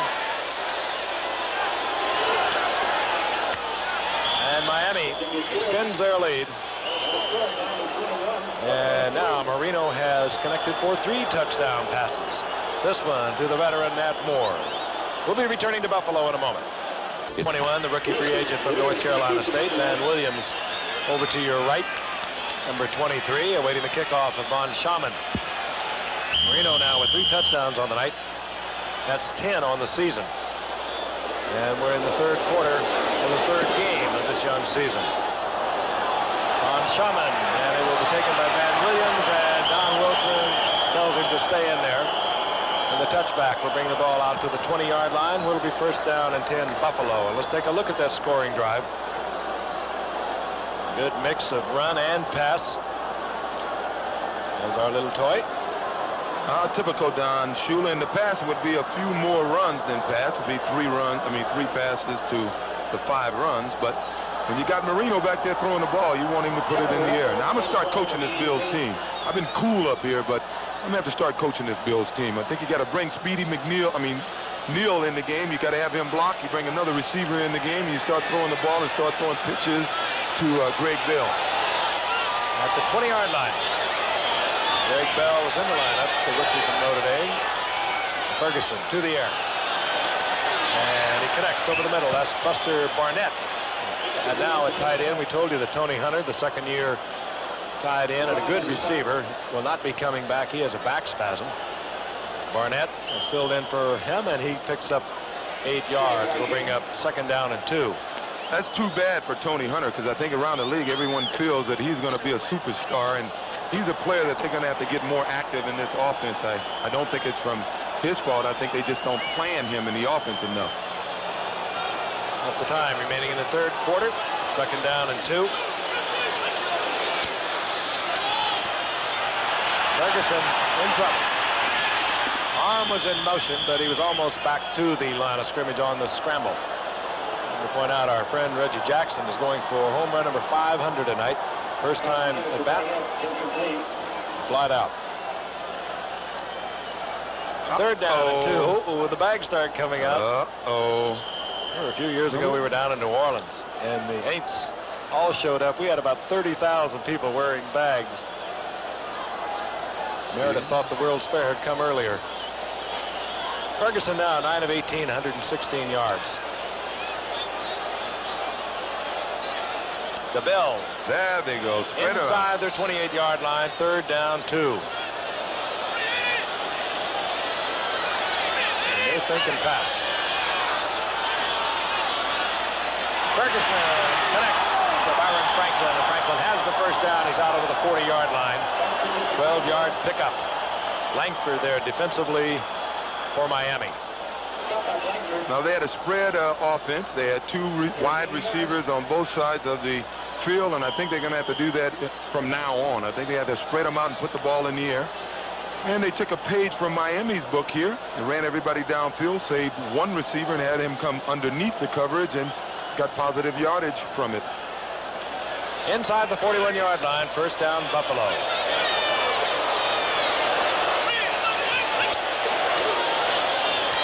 Again, pressure, Brzezinski on the blitz, and the little screen to Booker Moore. And Booker Moore, good yardage, out over the 45-yard line before Mark Brown collects Booker Moore. Booker Moore, a very interesting story, first-round draft pick in '81. Missed all of his rookie year with a rather rare disease, Guillain-Barré syndrome, a disease that is contracted from a flu virus. He missed all of that rookie season out of Penn State, where he had a great career, and much of '82. Here he is. I don't know what they're doing. They're rotating these backs. They should get Greg Bell in the game because he's the one that's shown a little spark, and he's the only guy I see out there on the Bills coming from that backfield that can break one. On second and 4, Speedy Neal, left side. It's maybe a couple of yards out of it, short of the first down, short of midfield. That's where he had to reach. Well, she's winning whatever game she's playing. What do they do up here late in the year? Put on a lot of clothes. One of the problems the Bills have suffered in late season games, they have almost historically won more in the early going, but it isn't so much that they play in the weather. It's the fact that, as you pointed out, O.J., they don't get a chance to practice much up here when it gets really cold and snowy. In about an hour on the field, you have to get in, thaw out. Third and 1. Speedy Neal once again, left side. He'll be close to the first down. Speedy Neal, as I mentioned earlier, came from the national NCAA champion Miami Hurricanes a year ago, but he went out last season in the 9th game with a shoulder injury that required surgery, so while he was on the team, he didn't get a chance to share in that national title, the win over Nebraska. I think Now we're going to have a measurement. Don Shula looking for a 3-0 beginning of this season. Speaking of the undefeateds, and there are 4 of them remaining as we see the Buffalo Bills picking up the first down. We'll be watching the Raiders next Monday night, and they are undefeated. They go against the San Diego Chargers. Dan Fouts, Kellen Winslow is back, and he was back in a big way yesterday. What do you have, 10 receptions?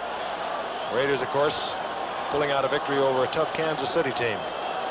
Don Meredith will be joining O.J. and myself for that one. 1st and 10, the Bills have moved across midfield into Dolphin territory. The ball close to the 49-yard line. Play action again by Ferguson. Dumps it off to Van Williams. And Williams runs into Mark Brown. And little, if any, pickup on that.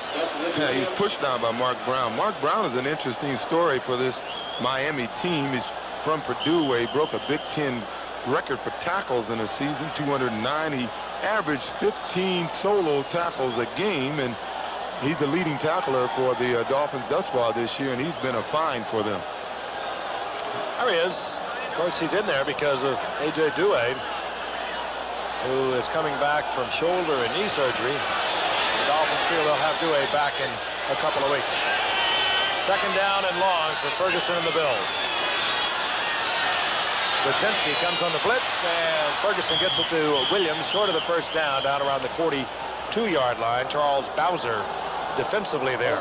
Hey, smart. When your game plan doesn't work, what you do, you look across the field, you see Don Shula, and you say, well, let's just start doing what he's doing. And that's what the Bills are doing now. They're running their receivers deep, and they're saving one receiver. They're running him underneath the coverage, and that's exactly what Miami has been doing the whole game, and now it's working for the Buffalo Bills. 3rd down and 2. We know what the Bills are going to do if they follow their pattern. Forget about the run. They'll come right out in the shotgun. There they are. Interesting. Miami has allowed 5 yards per run against them during the first 2 games. The Bills, short yardage or nothing. They throw the ball. This time it's White, Craig White, a rookie from Missouri, 11th round draft pick, and he'll have the first down. And if they give Ferguson time, if they continue to give him a little time to throw the ball, Ferguson will do this all night. Ferguson will put some points on the board. I must say, though, now that they're about the 35-yard line, they got to start looking for the end zone because, as I said earlier, Miami is the toughest team in football to score on inside the 30-yard line. 21-3, Miami over Buffalo. We're in the 3rd quarter, inside 6 minutes remaining in the 3rd period. 1st and 10. The Bills. 37-yard line of the Dolphins. Blitz is on Brzezinski. Almost got to Ferguson that time. He has been coming with a lot of regularity. Bob Brzezinski really is not the kind of linebacker you like to put into the blitz. He's really tough and strong against the run, the former Ram, over in the strong side position for the Dolphins. There he is, former LA #1 pick. Little contract disagreement back in '81, and he was the reason that Kim Bokamper was able to move over to right defensive end. Bokamper, a Pro Bowl linebacker where Brzezinski is playing. 2nd down and 10. Van Williams in motion. Movement by Baumauer in the middle of the line, and a flag is down. This should be a free one. Williams. Good tackle by William Judson. Well, Buster Bennett had a step on his man going down the middle deep, and I'm a firm believer that when you're down 21-3 and you know you have a free play, you throw for the end zone. You saw Bob Baumauer, the nose tackle, move just before the snap. They'll take the penalty because down will remain the same, and they'll pick up about the same amount of yardage. Now let's take a look at the secondary. Now look down the middle. You'll see 84 go right down the middle. He's going to beat his man, even though they are playing a deep zone, but those safeties are sort of playing to the outside. Now you know you have a free play. Throw the ball deep. 2nd down and 5. 11th play of this drive. Crowd still in it. 65,000 plus, we've been told. And they're coming with the wave. Not one of the better waves we've seen. Ferguson fires a shot. Gets the ball out to number 89. That's Dawkins, who has replaced the injured Preston Denard. And Dawkins will have first down yardage inside the 25-yard line. But the Bills have got something happening. They got it going, but here's where Miami is very tough. As I mentioned earlier, even though they were 7th, which is very good overall defense in the NFL, they gave up the least amount of points, and that tells you that when you get close to their goal line, they're tough to score on. 5:06 remaining in the third quarter. They've always been like that. When we play them, we get around here and we start throwing for the end zone. Dawkins splits left. Byron Franklin is to the right. Setbacks are Van Williams and Booker Moore. Well, the Bills doing the right thing. For the corner, Ferguson. In and out of the hands of Julius Dawkins. The flag is down. And it could be that Lyle Blackwood interfered. Well thrown ball. William Judson and Lyle Blackwood were both back there. Lyle shaking his head. And referee Bob Frederick is going to thrill the crowd. Defensive pass interference. Number 42 in the end zone. First down and goal on the 1-yard line. Lyle Blackwood really had to take a chance here, O.J., because this was a perfectly thrown football to Dawkins. Yeah, it sure was. You give Joe time, he can do it. And once again, the report on this Dolphin team is before you get inside that 20, you better try to throw for the end zone. And the Bills did it, and they came out a winner this time. Need a couple of more of them, though. I think Lyle Blackwood just factored it all in and decided he'd take the risk on the interference. First down, goal to go. Van Williams goes up over the top and comes down short. Bob Baumhauer did an excellent job of getting under as we look at the interference from reverse angle here. We couldn't miss it from the other angle, but we'll show you from this side. I tell you, Joe threw a perfect pass here. This is a perfect pass on a man who is running against, he's doubled up in a zone defense, and the ball couldn't have been thrown much better than that. And Lyle Blackwood just took the right arm of Julius Dawkins and just ripped it from the ball. Did you see Baumhauer come underneath that time? Now, I would quarterback sneak it. These guys are so quick up front. They penetrate so well. I jump on them right away. Ferguson should jump over the pile here. Second and goal. And the big one, Speedy Neal, pulls his way into the end zone. The Bills are back in the game. 253 pounds. Excites the crowd here in Buffalo. We may get a game out of this, Frank. Speedy Neal with all that size. I don't know why they didn't give it to him the first time. That was an 80-yard drive. Of course, the big help came on the pass interference, but it was a pass interference that Ferguson and Julius Dawkins forced on Lyle Blackwood. He had nothing else to do to save the touchdown shot.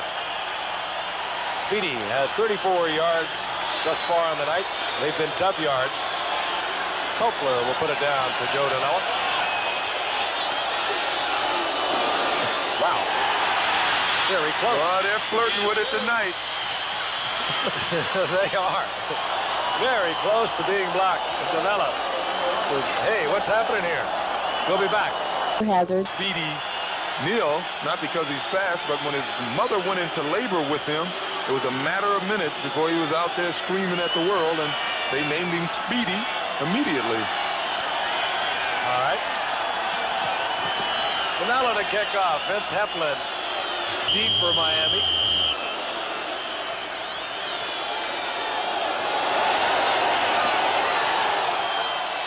This one is short.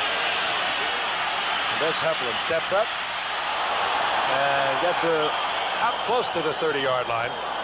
18-yard return as Vince Heflin took it on the dead run. 3:48 remaining in the third quarter. 21-10, Miami over the Bills. However, Miami defeated the Buffalo Bills 20 straight times. O.J. banging his head in there relentlessly, I know. But then in 1980, the Bills won. And since that time, through last year, Buffalo has won 3. They've lost 5, and they split a year ago. Even though the Bills were 8-8 and Miami was 12-4, the Bills took one from Miami. Quick shot by Marino to Bruce Hardy right over the middle, dumped it off, and Hardy gets up to about the 39-yard line, short of the first down by a yard. Again, Dan Johnson went in for x-rays. He would be the tight end ordinarily in a run situation. That's Ken Bocamper. I spoke of him a moment ago as an outstanding linebacker, but when Brzezinski came in from the Rams, that was the spot Brzezinski knew so well. And Don Shula, as he's done so many times, moved his personnel around, and now Bocamper is the starting defensive right end. Second and short, Woody Bennett, and he runs right into Jim Haslam. And there will not be the first down. Well, now they've marked the progress up over the 40-yard line. And it is a first down. Joe Ferguson. He's seen the good times and the bad. Yes, I've been with him for some of the good times and a lot of the bad times. We had some tough times here in the 70s and some good ones. Well, we had a lot of fun watching you. Marino 17 of 22, 206 yards, 3 touchdowns. His connector for tonight. First and 10. Again, he has a lot of time. Looks around, no receiver, dumps it to Nathan. And Nathan, with good footwork, gets inside the Bills' territory. Short of a first down, near the 49-yard line. Marv and Sanford there defensively, the outside linebackers. And this one is going to be close enough for a measurement.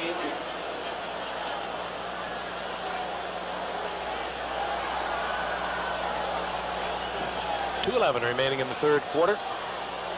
We talked so much about how Ferguson threw for 5 touchdowns in the second meeting of these two teams a year ago, over 400 yards. What we didn't talk much about, as you can see, is just perhaps an inch short of the first down. But Dan Marino in that game passed for over 300 yards. And Mark Duper had 7 receptions, 2 touchdowns, and 207 yards. That was some game, over 1,000 yards of offense. CFA college football coming back September the 29th, and you'll see it live, 3:30 Eastern time. 2 of the good ones, Notre Dame getting it on with Missouri from Columbia, Missouri, right here on ABC. Second and a whisker. Ooh, and there was movement by Smirlis. The nose tackle. Flags are down, and I think instead of a couple of yards on the pickup, they're going to have 5 yards assessed against Buffalo.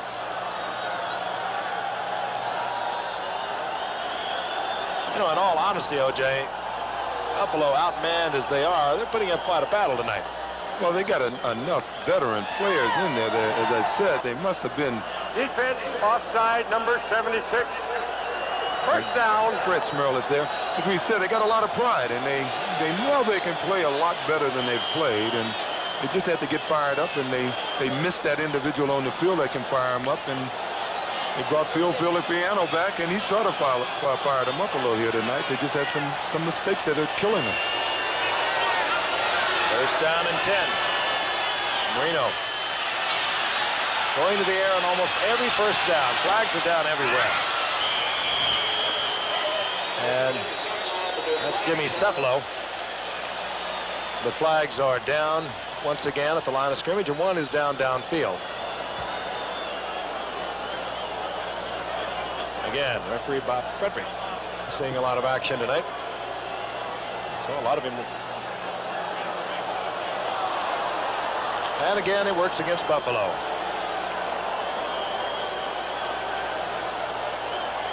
Well, obviously, it has something to do with how this team is preparing during the week. You just don't come out and make these mistakes on Sunday or Monday night. Normally, as we listen to this. Defensive holding, number 26. The penalty will be refused. Result of the play, first down. He'll take the completion to Cefalo. Charles Romes was holding for Buffalo. It'll be first down, Miami. They are now at Buffalo's 33-yard line. So big series for Buffalo. They're down 21-10. If they can hold here, get something on the scoreboard, then they got a shot at this game. First and 10. And they have consistently thrown the ball on first and 10. Bobble. And when it's going for you, it goes for you. The ball bounced right back into Woody Bennett's hands once again. That's twice Woody Bennett has been the beneficiary of a good bounce. Anybody need a good point guard in the NBA? We got the man for you. The loss, however, of a little more than 3 yards. It'll be second down and 13. The ball at the 36-yard line. Again, I think this just was in the handoff. He never did control it. Yeah, his hand hit it that time. Once again, Woody Bennett's hands weren't in the proper place for the handoff, and he just knocked the ball out of Marino's hands. Buffalo showing the blitz, and they're right in Marino's face, and it'll be picked off. Steve Freeman, and he could take it back. Great effort on the part of Ed Newman of Miami, the all-pro guard. And saved a touchdown. I'll tell you, Charles Rose, number 26, or Ken Johnson, number 91, all they had to do was throw a block on him, and Steve Freeman would have walked in the end zone. Now, we're going to take a look at it on the replay here. The Bills had a blitz on. That was Gene Marv right in Marino's face. He had to hurry the pass right into the hands of Steve Freeman, and this is what you're talking about. One block on Newman. Nope, okay. Freeman's in the end zone. Look at 26. What is he doing? What is he doing? What is 91 doing? Don't know. They had good seats. They had the best seats in the house. He looked like a bullfighter, waving him in. The play was made possible by Gene Marv, and a badly designed play in which they did not have anyone to pick up Marv. So the Bills get a break. They'll have a 1st and 10. They're inside the 30-yard line of Miami, down 21-10. Ferguson, little moving pocket. Tough pass to get completed, and he throws it out of bounds, intended for Byron Franklin. Now that's not a tough pass for Joe Theismann or Joe Montana, guys who are very proficient at throwing the ball on the run. Joe Ferguson is not a rollout quarterback, and you can see there that he's just not proficient at throwing it. You look at Steve Freeman there, you wonder why he was just voted on the Bills' all-time football team at free safety, and one of the reasons is whenever there's a mistake, Steve's around. Hey, he's been around. He's survived 137 consecutive games up here that he's played in through all kinds of weather. 2nd down and 10 at the 26-yard line of Miami. Speedy Neal, single setback. This is Neal. Neal in the arms of Mark Brown.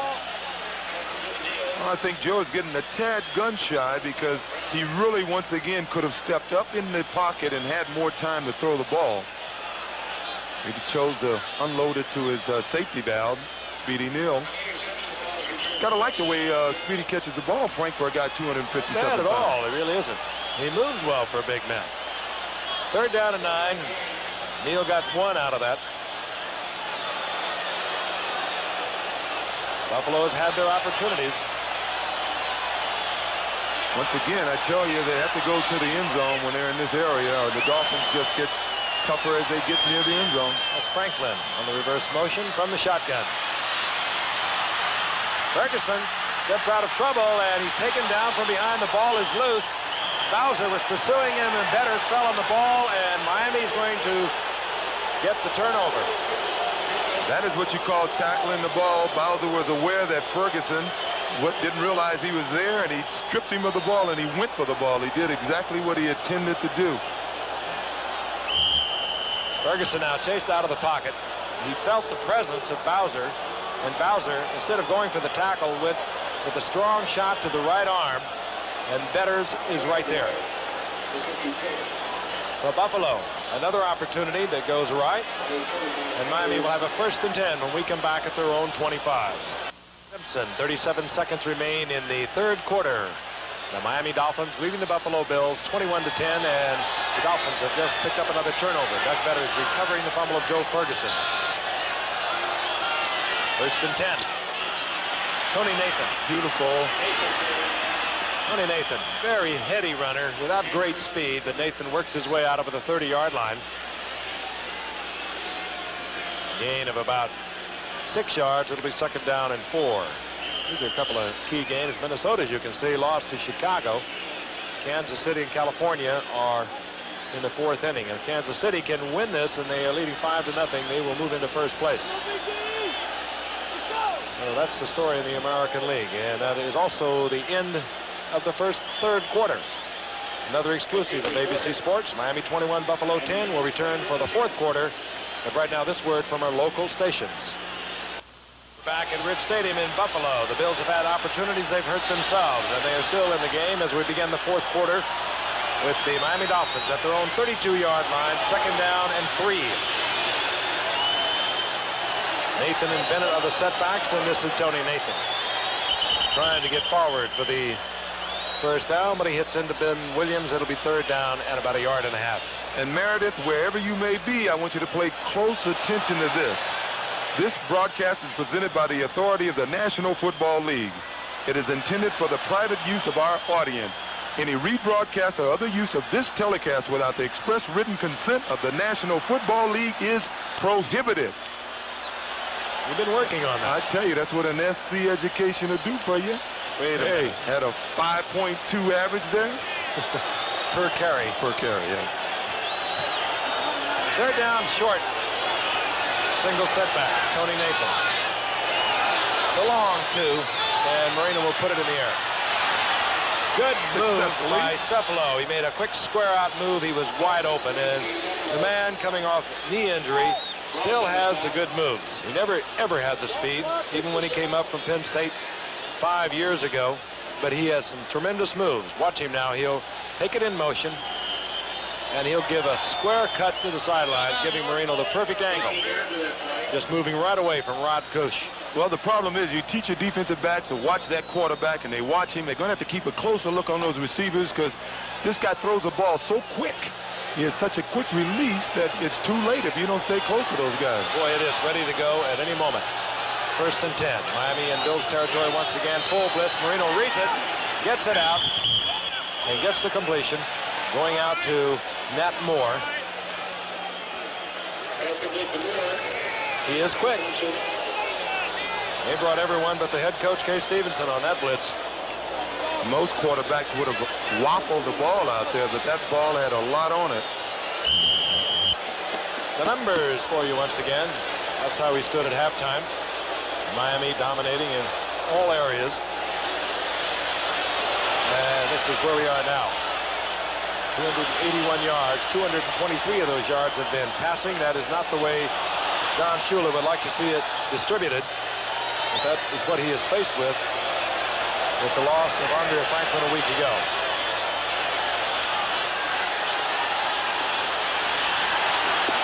Reno this time drills it into the turf. He knew he could not get the completion.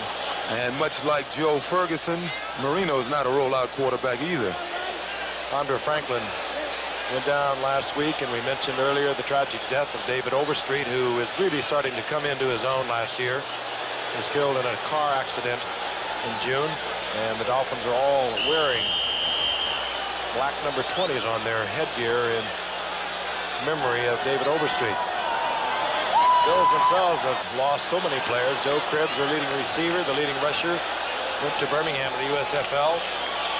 Jerry Butler, knee injury, maybe gone for the season. Frank Lewis retired. Sherman White, the defensive end, also knee problems. 3rd down and 4. Ferguson, a great pass. He gets it to Cephalo. Marino with that quick snap. The ball is loose. It's still loose, and it looks as though Buffalo got it back. They did. But it's worth looking again at Marino under tremendous pressure and just snapped that ball off to Cephalo. Ball takes some funny bounces. And coming out of the pile is Marco Tung, second-year man out of Bowie State, in there on the prevent defense. Take a look at from the end zone. Once again, Marino has that strong arm. Amazing. Wrong foot forward. He's in the air, and Cephalo's always been a decent runner after he catches the ball, and does a good job here.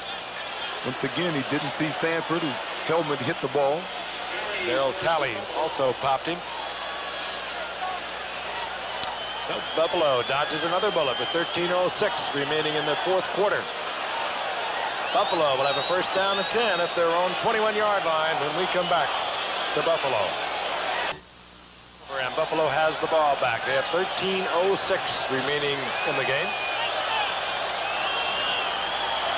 They've been able to move the ball, but they have time and time again hurt themselves.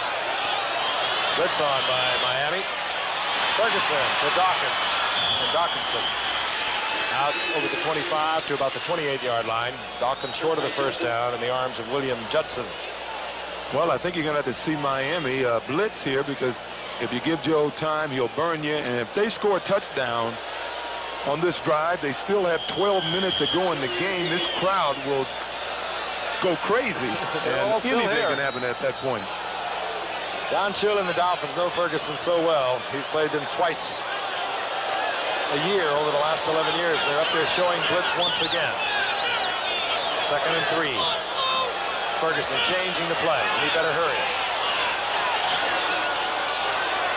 Dolphins got out of their blitz. Ferguson loses the football. And did he get it inbounds? No, he did not. So the offensive team will remain possession. Bowser was the man there for Miami. When it rains, it pours. Joe Ferguson had looked at a blitz, changed the play at the line of scrimmage. The defense can also automatic. They got out of the blitz, and Ferguson had the wrong play called.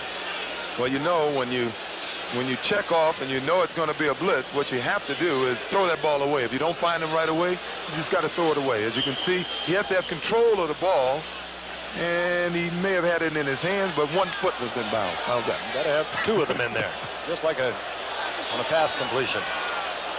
The loss, however, all the way back to the 9-yard line. 3rd down and 21. Craig White comes in, the rookie from Missouri, a wide receiver. The Bills now with 3 of them. Byron Franklin remains along with Julius Dawkins. From the shotgun, 4 down linemen for Miami. Ferguson rolls out again. Gets the ball to Franklin. Franklin turns it loose. And it's still loose. And the Bills, I think, come up with it. And they are very close to a first down. Julius Dawkins, I think, finally winds up with it for Buffalo. They ought to put that in their offense. Yeah, well, we remember one year when the Raiders were at Oakland, they put it in their offense. They won a game against San Diego doing this. Joe's run out of the pocket. He throws back over the middle, which is normally a no-no in football. Never throw late over the middle. They had a man wide open, Byron Franklin. Does a good job of running with the ball. The ball comes out. He just stripped of it, and then there is a mad scramble, further and rollover. Dawkins comes up with it. I think it was Paul Langford who stripped the ball. This is interesting. Buffalo's going for it. Ooh, and you're down 21-10. You're in the 4th quarter. Hey, the way Marino is throwing the ball, I'd go for it too. They may just try to pull him off sides, though. We'll see in a second. How about big Speedy Neal? You betcha, 250 pounds.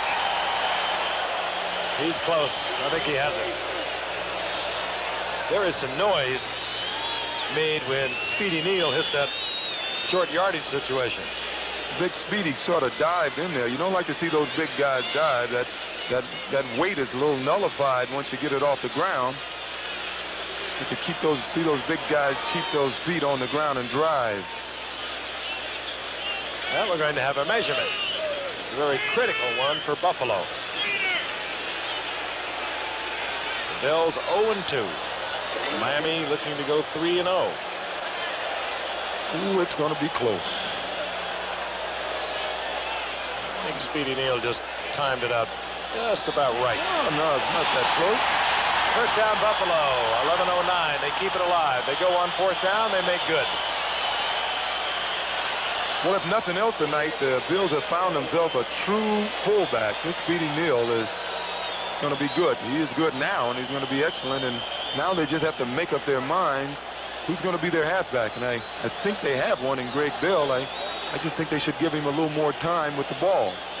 Ferguson, 18 of 29, 178 yards, and Kim Bokamper now is being treated on the sidelines for Miami.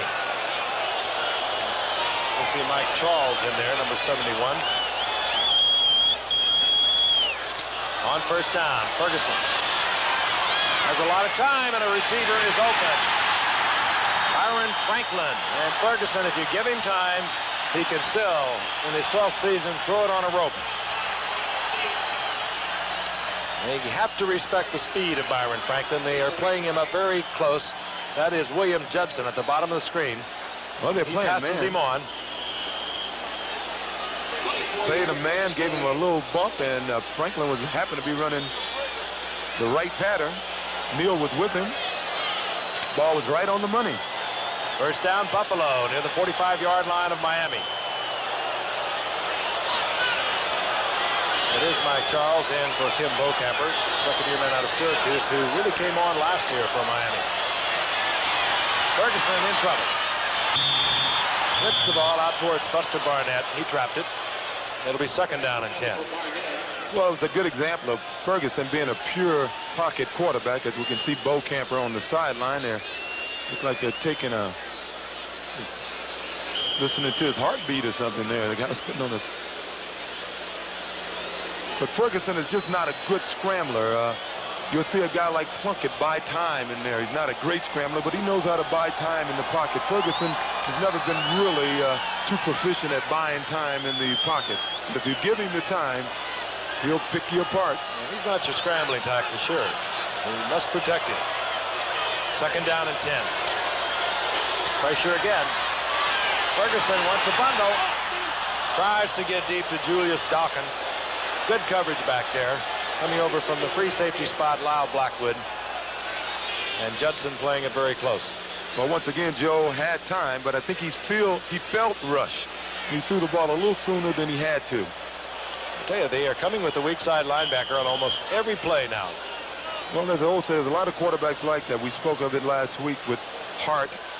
Jim Hart, our philosophy against Jim was if you can get to him early, you can force him to throw the ball a little sooner later on in the game. And a lot of quarterbacks are like that if you get to him early. And Ferguson, I think, may have that reputation around the league. Third down and 10. 4 wide receivers in now for Joe Ferguson, who will work from the shotgun. Miami showing 3 down linemen. They have 6 defensive backs in the lineup. This will be a hunt and peck. Once again, underneath and go for the run. That's Franklin. He'll be short of the first down by about 2 yards, and now it'll be 4th down and 2. Will Kay Stevenson go again? Why not? You may as well. 10 minutes remaining in the 4th quarter. Well, you know, on one scoring drive, that was working for him, throwing that ball underneath the pass defense, and they got away from it, and they came right back to it, and it worked. I understand the Kim Bocamper has a jammed neck. I'm going to try and get a further report.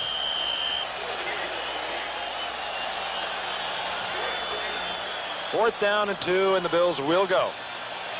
Down 21-10 with less than 10 minutes remaining in the game. And they have gone strictly with the pass and any short yardage play up to, say, 2 yards, and they're out of the shotgun right now. They're going to have to throw it fast. Look at this. Ferguson wide open is Julius Dawkins. He's in the end zone on a 4th and 2. And Buffalo has brought it close once again. They've hurt themselves throughout the game. They've hung in there. And now, well, they are very close. There's a flag, but it was thrown in the secondary. It normally signifies somebody bumped someone a little too late. That's exactly what it was against the Dolphins. They love their Bills. 65,000 on their feet. I got news for you. Holding on the tight end. Resume. Touchdown. This is a football game. That's a good play by Ferguson. Under tremendous pressure, no one even touched the blitzing linebacker, Rodell Thomas. Good concentration, got the ball to Dawkins, and Judson was never really in it. 9:20, a lot of time for a lot of things to happen. Danella for the conversion.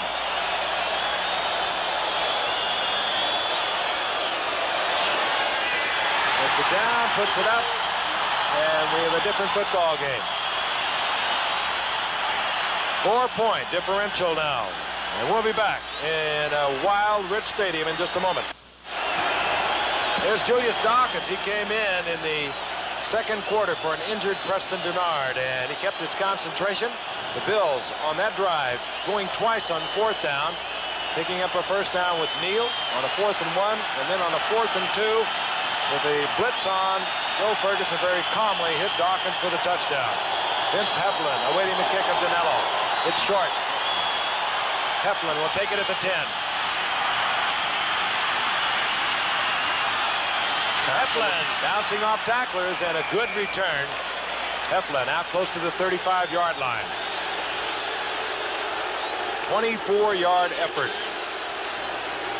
Let's take a look at the scoring drive. Keep in mind, 2 of the key plays occurring on 4th down. Hayes Stevenson at midfield deciding to go on 4th and 1, down 21-10. That wasn't much of a decision, as a matter of fact.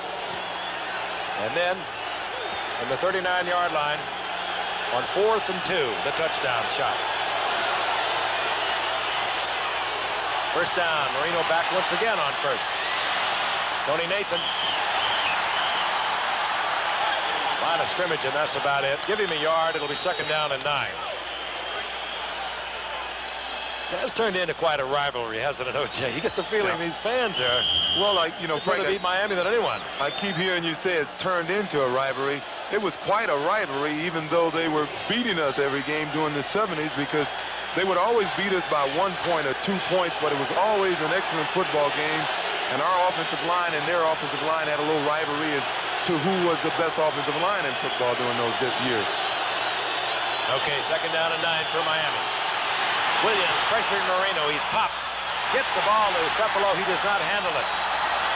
It'll be 3rd down and 9, and Marino was really hammered that time. I tell you, Cepolo had no idea that Gary Thompson was still running towards the end zone. As we take a look at Marino in super slow-mo. Williams is the pressure, but he's not the man who provides the hit. There it is, right there. Good shot. Big Ken Johnson.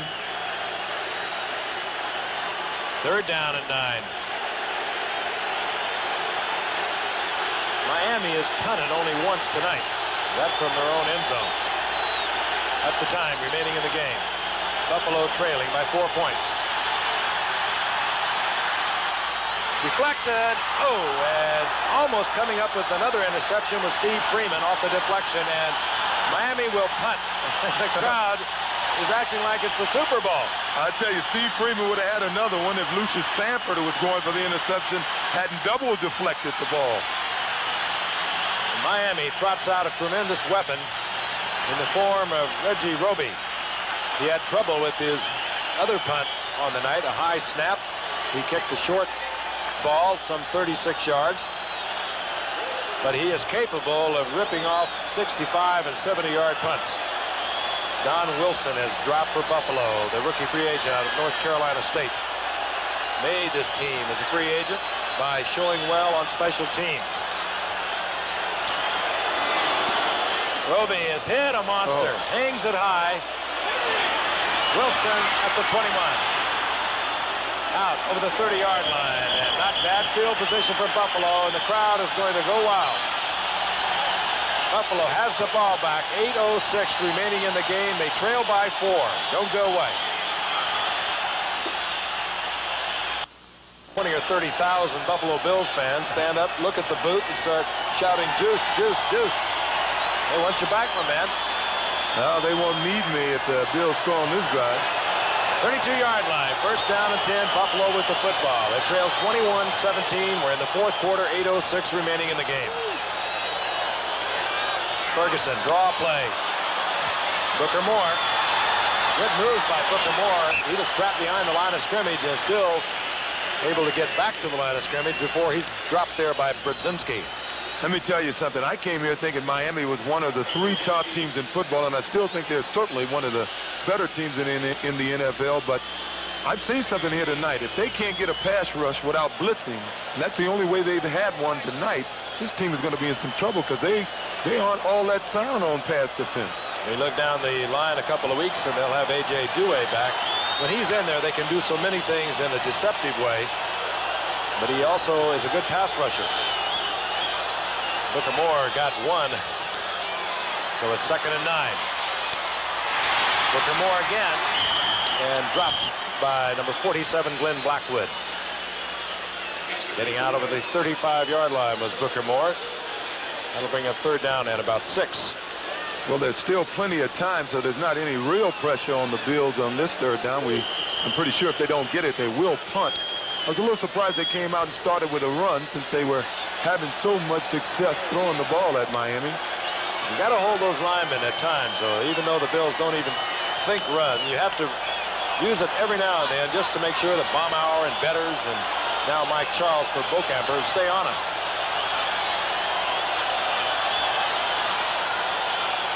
That's Bowser, drops into the 4-point stance, comes on the rush. Ferguson has a wide open field. He'll get a lot out of it. Hook sliding in midfield and gets the first down near the 48-yard line. And you don't like to see him do it, but he is a gutsy, courageous quarterback, and he'll do it when he has to. Well, he's fired up now because he didn't waste any time. He was trying to hit a guy named Craig Charles, 27, that was running into the flat that would be on the right side of your screen. He got knocked off his pattern. Joe didn't hesitate. He didn't look for another receiver. He just took off and got the first down. And on the carpet, just before Glenn Blackwood was leveling him out. First down and 10 again for Buffalo. Booker Moore, the single setback.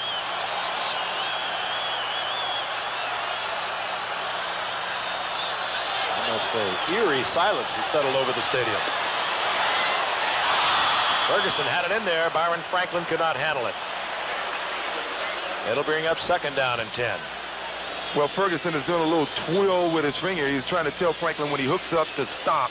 But Franklin did. He did a little button hook, and he kept moving, and Franklin is now shaking his head and said, "You're right, Joe. I'll do it the next time." Looking ahead, the timeout situation. The Bills have 3 remaining. They hurt themselves severely in the first half when they wasted 3 timeouts. The Dolphins, on the other hand, they wasted 1 in this half. They have 2. Second and 10. Ferguson now 22 at 36. He's 249 yards for the night and a touchdown. Throw it to the end zone. Flag is down. You saw the movement. Booker Moore. That'll stop the clock at 5:31 remaining in the game as Booker Moore is taken out of bounds by Don McNeil, but the flag is down. Well, I guess it's not fair to say, Joe, throw it to the end zone because he may not have seen it. Indication by the Bills it will go against Miami.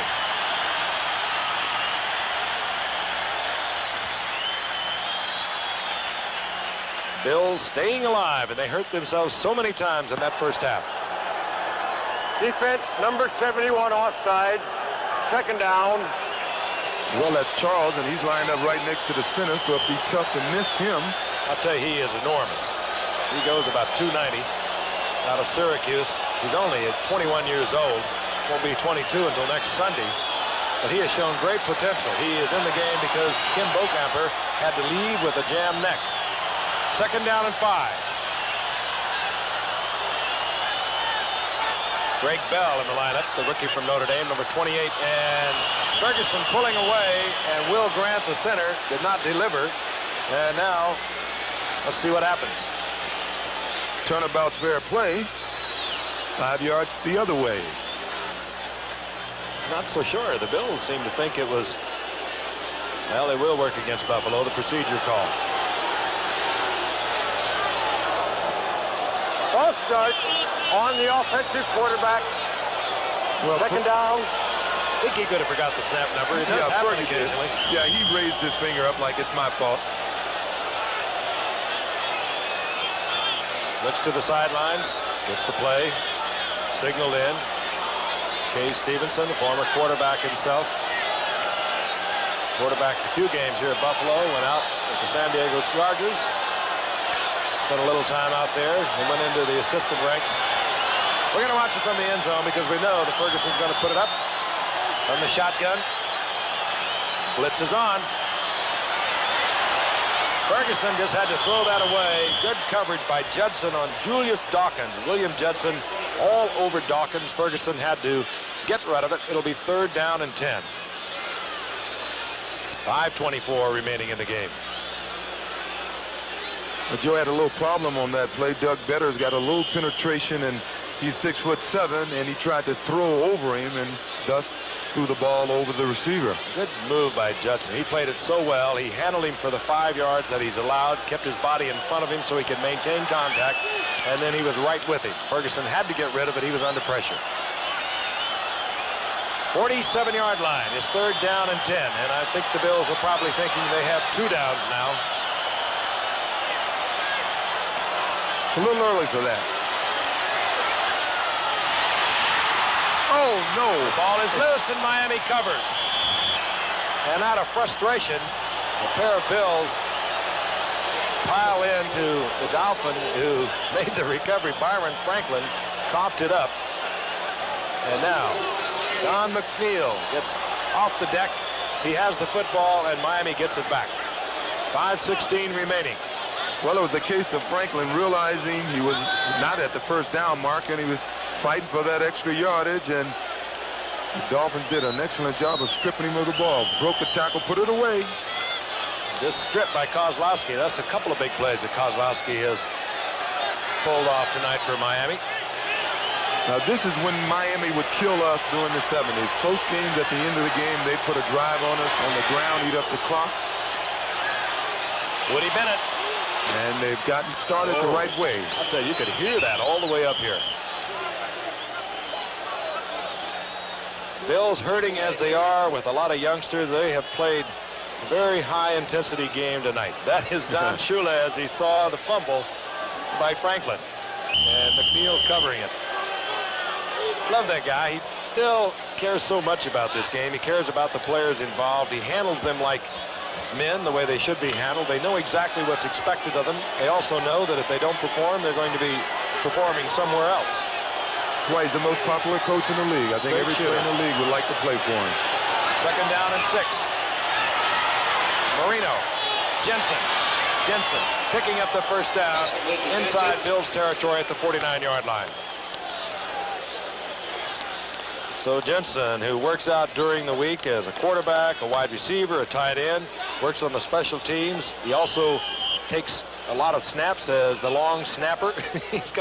He really is becoming kind of a sort of a cult hero down in the Miami area. Crowd now quieted as Miami collects the first down.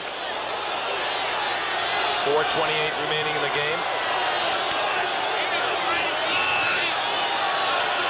Marino appears to be changing off.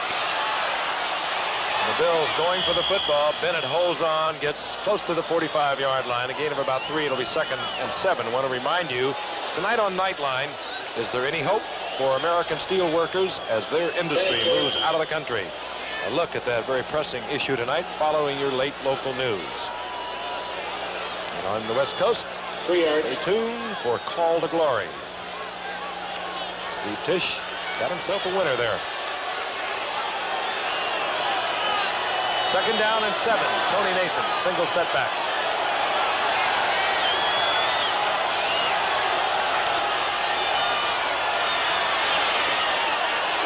Quick snap, that arm, so fast. Marino gets it to Nat Moore, and Nat Moore will have another first down. 14-yard pickup.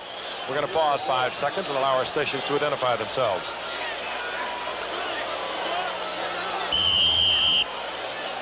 So the Miami Dolphins trying to hold on with 3:20 and the clock moving here at Buffalo, lead 21-17.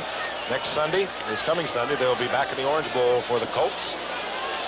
Dolphins, of course, trying to get their own stadium built. Interesting project that Joe Robbie, the owner of the Dolphins, has going on down there. 100% privately financed, a stadium in northern Dade County that will seat 73,000.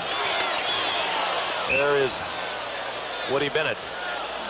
A gain of about 3, 2nd and 7. I talked to Mr. Robbie a little earlier, and he said they are about 44% financed at the moment. Well, I don't think there's a coach in football that can work the clock better than Don Shula when he needs to score or when he's trying to protect the score and move down the field. And in this case, not only are they moving the ball down the field if they do score, even if it's a field goal, the Buffalo Bills are going to be really pressed for time to try to get it in the end zone to try to tie this game up. They're conserving their timeouts. The Bills still have 3. 2nd down and 7. The Dolphins elect to keep it on the ground. Bills in there trying to strip the ball from Woody Bennett. The Bills are trying to hold them to a field goal. If they get a field goal, it'll be 24 points, and the Bills can score a touchdown and tie it up. It'll bring up 3rd down. And now I think we'll probably have a timeout. I'd expect that the Bills would use one before the 2-minute warning. Then they could take advantage of that 2 minutes. The Dolphins having to run off the play. They will only use 5 seconds, and that's what they've done. Big play coming up, 3rd and about 6. The Bills can hold them. Dolphins, I'm sure, would try a field goal. And it's a Dolphin timeout. I'm a little surprised at that. That is surprising because you would expect the Bills trying to work with that 2-minute clock. I guess Marino wants to make very sure they are leading 21-17, considering the option. That's Don Strock on the left. He is sort of the fireball relief man. He has come on in so many games. He signed a series of one-year contracts a year ago. But I'll tell you, when you have a great quarterback and potentially even greater Dan Marino out there, you feel awfully good about looking over and seeing the old veteran Don Strock, 11 years now, and he's come off that bench so many times and provided winners. He did it last year when Marino went down with the knee. He came on and won a couple of games. And as you can see, that's Marino's personal high for completions. You know, it's an interesting thing about Don Shula, Frank, that he's able to have that first-rate second-team quarterback, and he keeps them happy. Those guys are all happy to be sitting He wasn't so happy last year. He didn't report till about 1st of September. He was considering all kinds of prospects. But you're right. When he comes off the bench, he comes off smiling and winning. Bills and the Dolphins now with 2 timeouts. Marino, Nat Moore. And Nat Moore will have another first down. Well, that would almost burst the Cowboy into song. Nat Moore gets another first down for Miami. He's at the 20-yard line. We'll be back with 1:59 remaining in the game. Looking forward to that when the Raiders and the Chargers a week from tonight. I don't have to go far for that one. 1:59 remaining in the game. Marino now on the night, 26 of 35, 296 yards, 3 touchdowns. He has the 1 interception.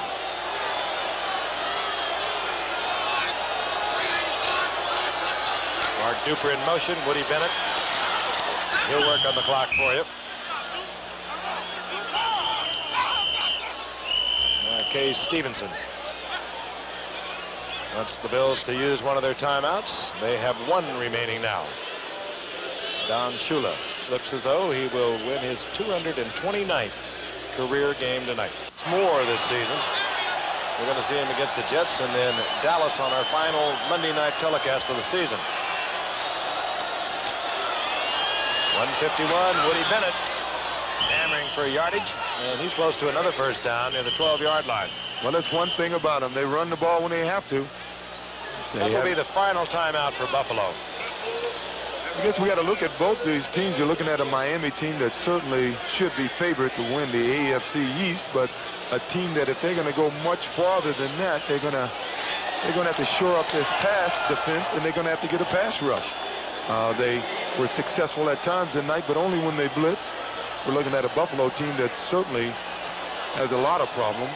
And I'm not altogether sure that Don Shula wasn't being a little tongue-in-cheek with me. If you were with us at the beginning of the telecast, I asked him who they were looking at to bring in as a running back, and said they're looking all over the league. And I know he met throughout the day with Charlie Winter, their personnel director, and sniffing around who might be available, free agents and all of that. And of course, good running backs are hard to find, and the ones that are good are this time of the year certainly well employed. But had a little smile, a little twinkle, so I think we might see a little movement in the next few days. I was a little surprised. I thought when they traded for Muncie, they felt that Muncie had a problem, and I thought he was going to work with that problem. I'm a little surprised that he was caught unaware that Muncie may currently have that problem and sent him back. I thought he felt that would be the case, and they were going to work with it. As we mentioned earlier, Muncie was directed by the league to report to a rehabilitation facility, and if he does not do so and does not undergo whatever treatment is prescribed, he will be suspended indefinitely.